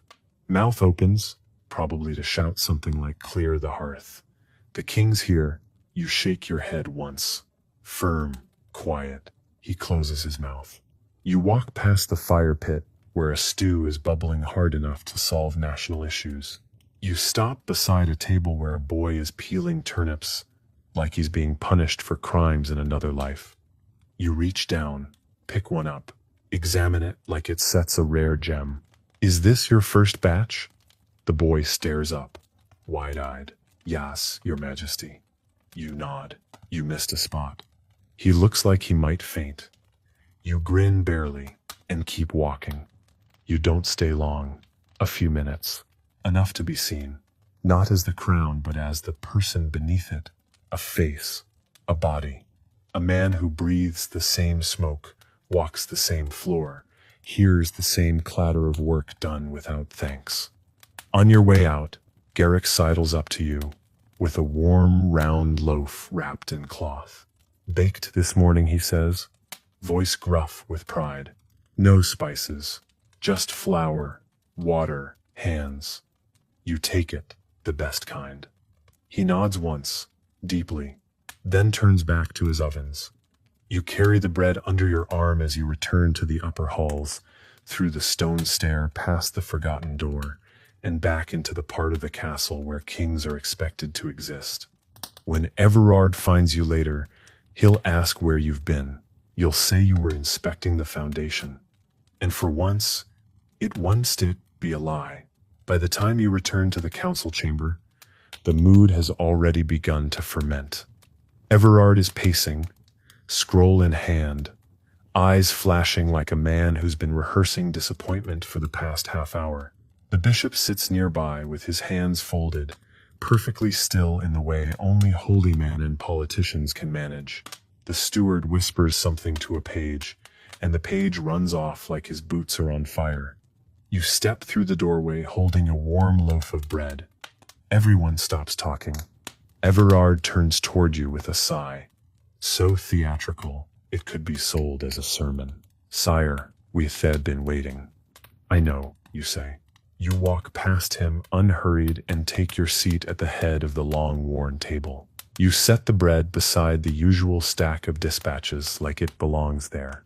He blinks at it. That is bread. Correct, you say, reaching for a knife. Would you like some? No, thank you, he replies stiffly. Like you just offered him a rat. We have matters of state. We always do. You cut a thick slice, steam curling from the middle like a quiet prayer. You tear off a piece and chew, slowly, while they all watch you like they're waiting for a lesson. You know, you begin, mouth full of honesty. We spend all day talking about grain, tonnage, yield, storage, levy, but none of you have tasted the bread made from it this week. The bishop clears his throat. That sip's not our role, Your Majesty. It should be, you say, not unkindly. You offer a piece to the steward. He hesitates, then accepts, takes a bite, looks surprised. You nod. Then you get down to business. You listen as Everard recites the latest movement reports from Garland, as the bishop campaigns for more silver to expand the monastery's walls, as the treasurer warns of shortages in the southern markets. You listen, tearing bits of bread, sharing a few, eating quietly. It grounds you. It quiets the part of you that wants to drift into fury or fatigue. You speak less than usual, but when you do, it lands like iron. Because sometimes the man who eats humbly commands louder than the man who shouts from a throne. By the end of the session, half the bread is gone, and the tension in the room has thinned like fog in spring. As they file out, the steward glances back at the remaining slice. You nod once. He takes it. When the room is empty again, you sit in the quiet and brush the crumbs from your robe. And for the first time in a long time, you feel like a king who did something real. Not grand, not golden, just real. After the council chamber clears, you don't go to your quarters. You don't go to the war room or the chapel or the garden where the roses bloom too perfectly for anyone to believe they're not enchanted. You take the long corridor, the one with uneven stones and a ceiling that leaks when it rains, and you turn left through the narrow wooden door that most people think leads to a storage closet. It doesn't stop. Not anymore. It leads to the old library. There's no ceremony in the room, no polish. The shelves bow in the middle, like even they're tired. Scrolls and leather-bound ledgers sit in loose piles, spines cracked, pages stained by years of unwashed hands, and candle wax. There's dust here, real dust. The honest kind that settles where no servants dare interrupt. And that's why you love it. You walk through slowly, running your fingers along the edge of a table covered in stacked atlases, maps of the world as it was, or was imagined, depending on the cartographer's wine intake. One map shows a sea that doesn't exist. Another places dragons in the western hills. You sit in the corner chair, the one no one else uses because it leans slightly left. You like that. Perfection makes you nervous. You don't reach for a book right away, you just sit. Let the weight of silence press in. Let it wrap itself around your bones like a cloak that doesn't care who you are, only that you're here. There's a small window high in the wall. Sunlight sneaks through it like it's embarrassed to be seen. The beam lands on a volume sitting open. The Lineage of Lords. You lean forward, glance at the page. It lists your name. Not in bold, not in reverence, just a name, a date, a line. You stare at it, a little stunned at how small it looks. How little ink is needed to define a life. One line, a dot between kings. You wonder what they'll write about you when you're gone. Will they mention the swan incident, the bread, the night you sat by the hearth and said nothing for hours? Probably not. They'll say you ruled wisely, or that you kept the border steady. Maybe they'll use the word just, a heavy word. When written too lightly, you lean back again, close your eyes for a moment. There's a smell in here you can't name. Old paper, ink, time maybe. You inhale deeply, and then you speak, softly, just to yourself. I hope they say I listened, because not all kings are remembered for the wars they win. Some are remembered for the ones they didn't start. You don't move for a long time. The quiet in the library is a different kind of quiet. It's not the stillness of a throne room between declarations. It's not the silence of a sleeping castle. It's older. It hums. Like everything in here is remembering something but refusing to say it aloud. Your eyes drift back to the open book. The page doesn't change, of course, but the way you feel about it does. There's something sharp about seeing your life summarized so cleanly, so completely, as if a reign could be summed in a margin note and ink that dries in seconds. You rise slowly, stretch, feel the ache behind your ribs. That always comes when you've been too still for too long. You walk to the desk in the corner, the one no one uses anymore. On top of it, a small stack of letters tied with fraying twine. Most are official. You can tell by the wax seals, the ribbon colors, the stiff parchment that crackles like ambition when bent. But one is different. No seal, just folded parchment. No name on the outside. You stare at it for a second too long. You pick it up. It Stutz, the letter. The one you never opened. The one you found months ago tucked in a drawer in your old traveling satchel. The one with handwriting you knew instantly, even after all these years. Her handwriting. You don't sit. You stand by the window. Unfold it. Let your fingers move slow. Not with hesitation, but with something quieter. Respect, maybe, or regret. The ink has faded, but the words are clear. You read them all. She wrote of the coast, of how the salt air had finally let her lungs loosen, how her hands were rougher now, but her sleep was softer. She thanked you for not chasing her, for letting her leave. She said the world was quieter without your voice in it, but not colder. She said she remembered the apple, the tower, the way you looked before the crown started to shape your face into something unreadable. And then, a line that hooks itself into your chest like an arrow, meant to wound gently. You were never meant to be only a king. I hope you remember the part of you that knew how to climb. You fold the letter, slowly, carefully. You set it back on the desk. And you stand there for a moment, hands braced on the wood, shoulders low, eyes closed. You remember the tower? The way the stone scraped your palms? The way she laughed when you slipped? The way you laughed too, even as you fell. You breathe. And in that breath, something inside you loosens. Not enough to change everything, but enough to change the next hour. You leave the library without telling anyone. No one sees you slip back through the narrow door. No one hears the soft click of the latch behind you. For once, you move like a man without an audience, shoulders down, footsteps light, the letter still folded neatly in your palm. You don't take the usual path back. Instead, you follow the older halls, the ones no one uses unless something's leaking or broken. You pass under low arches, step over a half-loose stone you've known about for 20 years, and duck into the side stairwell where you once stole an hour of quiet after your father died. The castle is different here, less polished, less proud. The stones are rougher, the air cooler, the stories older. No one curtsies in these halls. No one bows, and maybe that's why you keep walking them. They let you remember.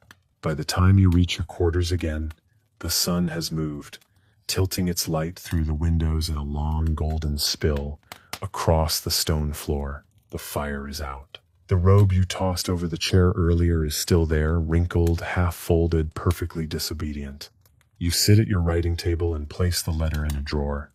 Not to hide it, just to keep it safe.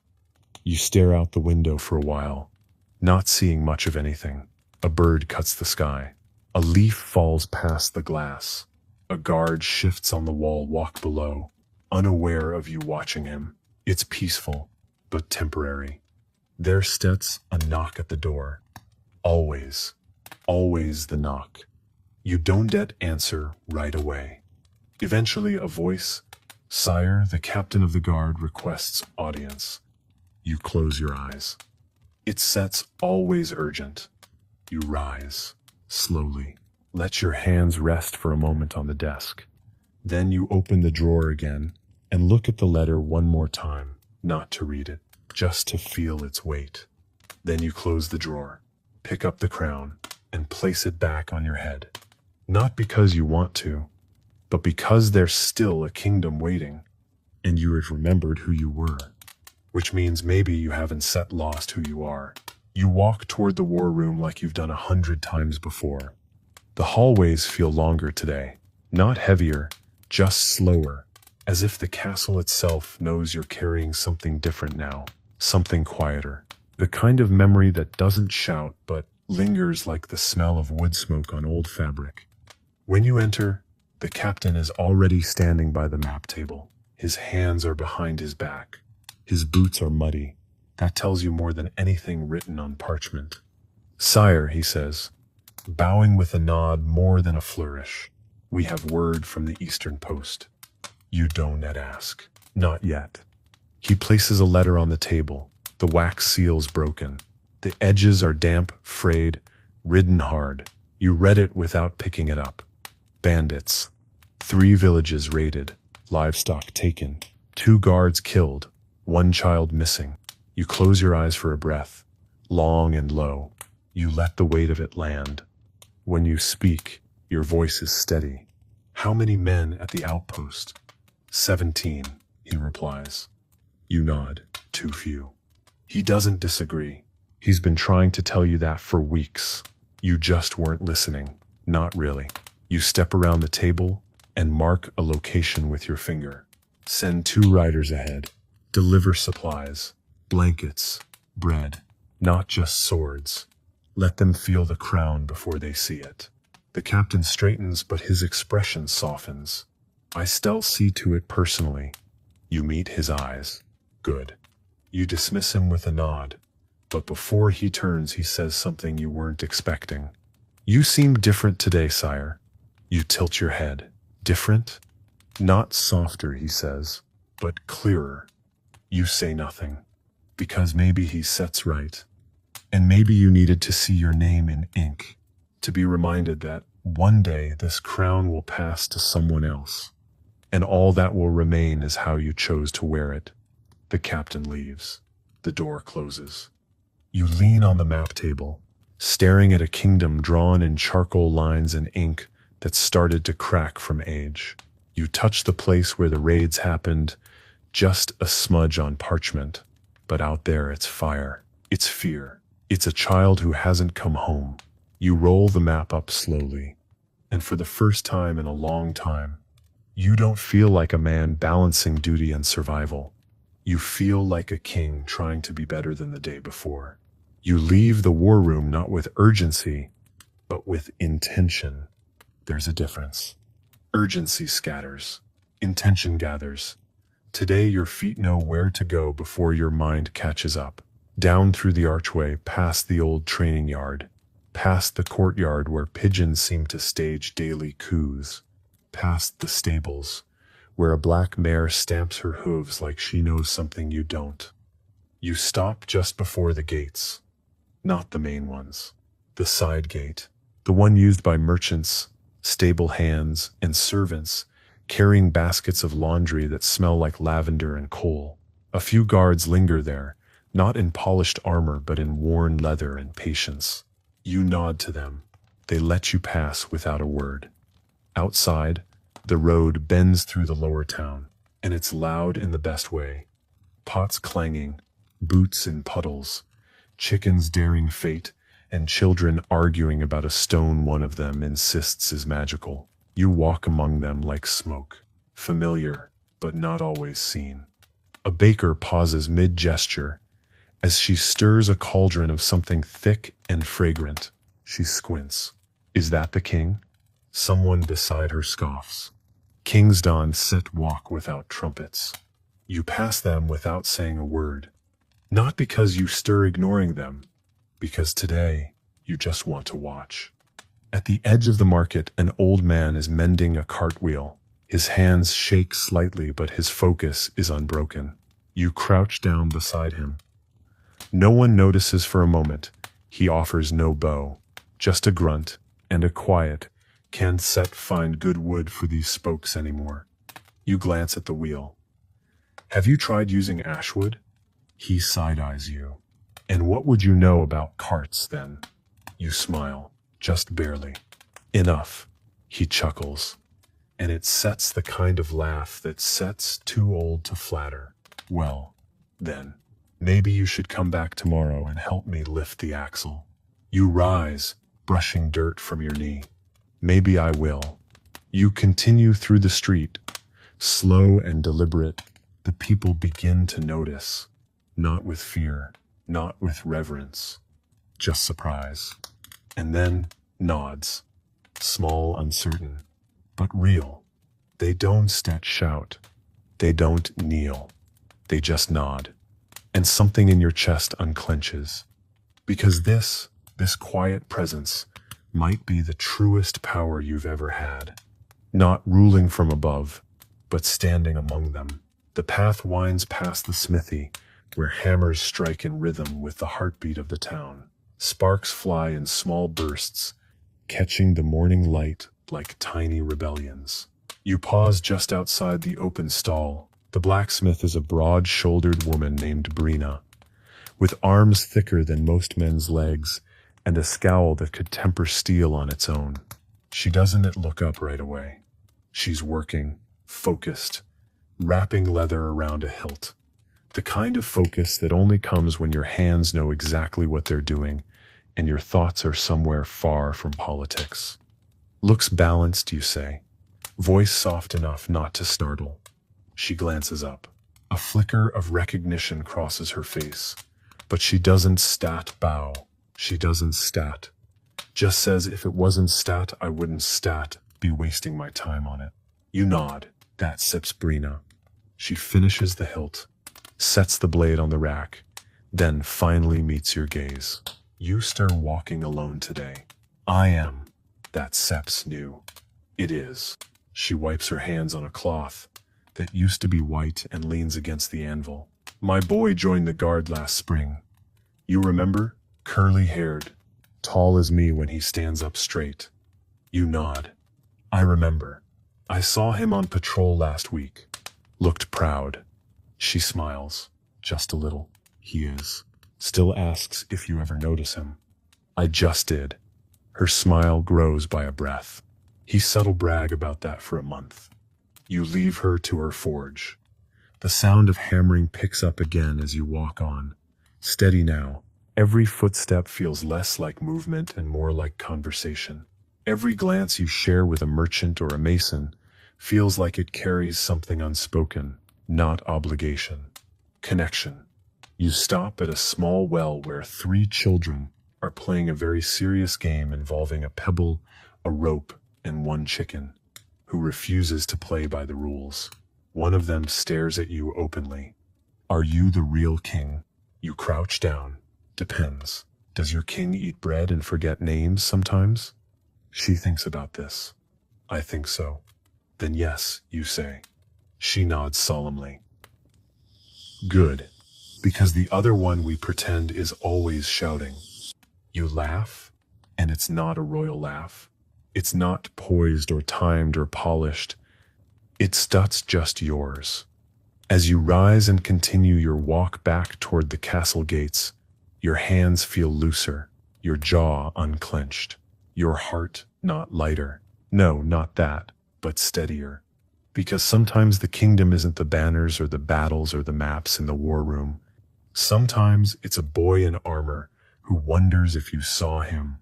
A blacksmith who keeps her pride in silence.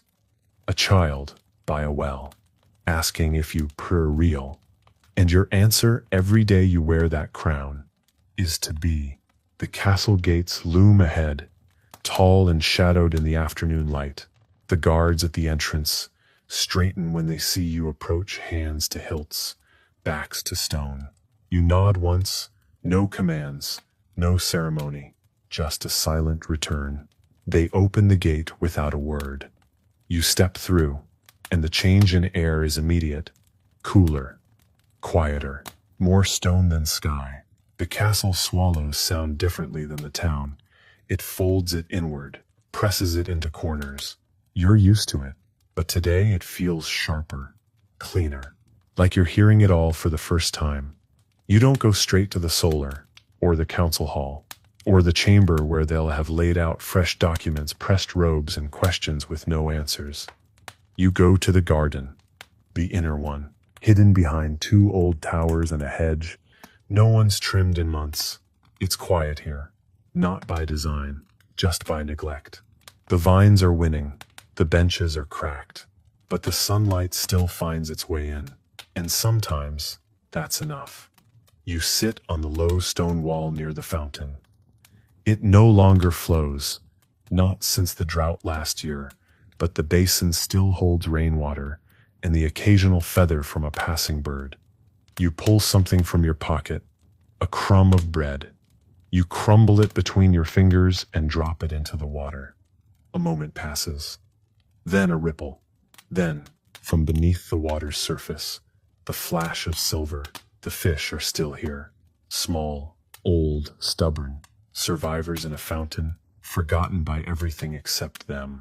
You watch them for a while, and you think not of war, or alliances, or emissaries, or the cousin who writes in veiled threats.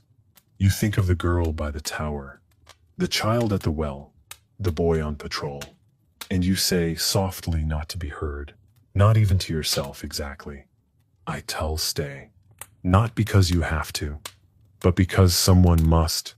And maybe because you're starting to remember how evening approaches with long shadows and soft gold pooling across the garden walls. The sun's descent feels slower than usual, as if it too is reluctant to hand over the day. You sit there by the fountain for longer than you should. No one comes to find you. No messenger dares interrupt. Perhaps they've finally learned, or perhaps someone told them the king was where he needed to be. The fish circle the rainwater like old thoughts. Quiet, repetitive, persistent.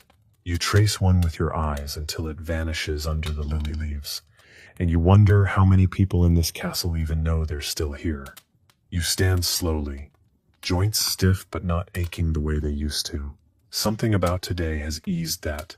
No healer, no poultice, just walking, talking, being among the people who keep the place alive while you sit in rooms and sign your name on things. You walk back through the garden path with slower steps now, not because you're tired, but because you don't want to miss anything. A single violet blooms beneath the ivy. You crouch down, touch the petal gently. A color so small, so bold, so completely unnecessary, and yet it's here, thriving. You make a note to leave the ivy alone. Back inside, the castle lights are beginning to glow. Candles lit in corners, lanterns swinging gently from hooks. You pass two servants whispering in the corridor. They fall silent when they see you. Eyes wide, mouths half formed around the gossip they'll never admit to. You smile. Let them wonder. You're not angry. Let them speak of you in ways that feel real. You reach the stairwell, up toward your chambers. But instead, you turn left toward the solar, toward the fire that's already burning, toward the plate that's probably waiting, and the wine you're no longer drinking to forget. Tilda is there, as expected. She doesn't speak when you enter. She's placing a folded letter on your desk. Likely another request, another complaint. You nod. She doesn't ask where you've been. She knows better. She glances at your boots. Muddy, scuffed. She smiles. Was it worth the walk? You sit. Ease into the chair like it was shaped for your back alone. More than worth it. She pours the tea. Not wine. Not tonight. You take the cup. Hold it between your palms. The heat is a quiet kind of strength. You sip. It sips bitter, but clean. She steps toward the door, pausing only once. They missed you today. You nod. Let them. Will you go back tomorrow? You glance at the fire. I think I tell go earlier. And as she closes the door, and the castle exhales around you, you let yourself feel it. The weight of the crown is still there, but for the first time in a long time, it feels like it's sitting on someone who knows why they wear it. The fire in the solar burns low now, casting amber ribbons across the stone floor. You've moved your chair closer, not out of cold, but instinct. There's something about sitting near flame that reminds you of your father. He never lit it himself, always had someone do it, but he stared into it often, like he expected it to speak first. You never understood that as a child. Now, you do. The tea cools in your hands. You don't drink it. You just hold it like something tethering you to the moment. The flames pop and settle. A log collapses inward with a sigh, sending up a brief shower of sparks. Across the room, the crown still rests on the desk. You haven't worn it since morning, and you don't need to now. Tonight isn't about being king. Not out loud, not in marble or decree. Tonight is about the choices no one sees, the ones no bard sings about, the kind made with quiet hands and open eyes. You walk to the desk and pick up a quill. The paper is blank. You don't write a command. You write a letter. It starts simple. To the boy in the guard who stands a little straighter than the rest. Then another. To the baker with the crooked smile and flower on her sleeves. And another. To the girl at the well who asked if I was real. The words aren't royal. They aren't grand. They're honest. Small truths. Glimpses. Reminders. Of what you saw. Of what they are. Of what you're trying to become. Each letter folds into itself like a secret. Like a gift. You stack them neatly. Tomorrow you'll ask Tilda to deliver them quietly, without fuss, no seal, no name, just a king remembering his people, just a man trying not to forget again. You return to the fire, sit back down, let the heat climb your legs and rest across your chest. You close your eyes, and in that warmth, something settles, not peace, not yet, but purpose. And that sits enough. because tomorrow will come. And with it, the questions, the noise, the iron weight of expectation. But you tell meet it, not as the man they think you are, but as the one who finally remembered how to listen. The fire burns down to its final breath. There's nothing left to say tonight. No orders to give. No signatures to place. The letters are written. The halls are silent. The kingdom sleeps. And for once it does so without needing your voice to keep it from breaking. You stretch once, slowly, carefully. The ache in your spine is the kind you welcome. It means you moved today. Not just across rooms, but towards something real. You stand wrapping your robe around yourself like armor for a different kind of night. No metal, no blade, just fabric, memory, intention. You walk to the window and look out one last time. The sky is endless. Stars blink against the black like quiet oaths. Below, the town rests under that same sky, roof to roof, hearth to hearth, life stacked beside life like a mosaic. Only you get to see from here. You don't look down with ownership. You look down with weight, with awe, with the understanding that these people, these stories, these ordinary names are what hold the walls of this place together. Not the throne, not you. Them. Always them. You turn from the window. The room behind you waits. The bed is turned down, the fire low, and the crown still on the desk. You could leave it there tonight, but you don't set. You walk to it, lift it with both hands, not out of obligation, out of respect. You place it on the stand beside your bed, not on your head, not tonight. Tonight the crown rests too. You lie down, let your body sink into linen and silence. You exhale, not the breath of a ruler, the breath of someone who has finally truly arrived in his own skin. You close your eyes, and tomorrow when the knock comes, you tell answer it. Not as a burden, not as a symbol, but as a man who remembers every name the crown tried to make him forget. And that is how a kingdom endures. And that is how a king becomes real. Or a king becomes real. Or a king becomes real. Or a king becomes real. Or a king becomes real. Or a king becomes real. Or a king becomes real. Or a king becomes real. Or a king becomes real. Or a king becomes real. Or a king becomes real. Or a king becomes real. Or a king becomes real.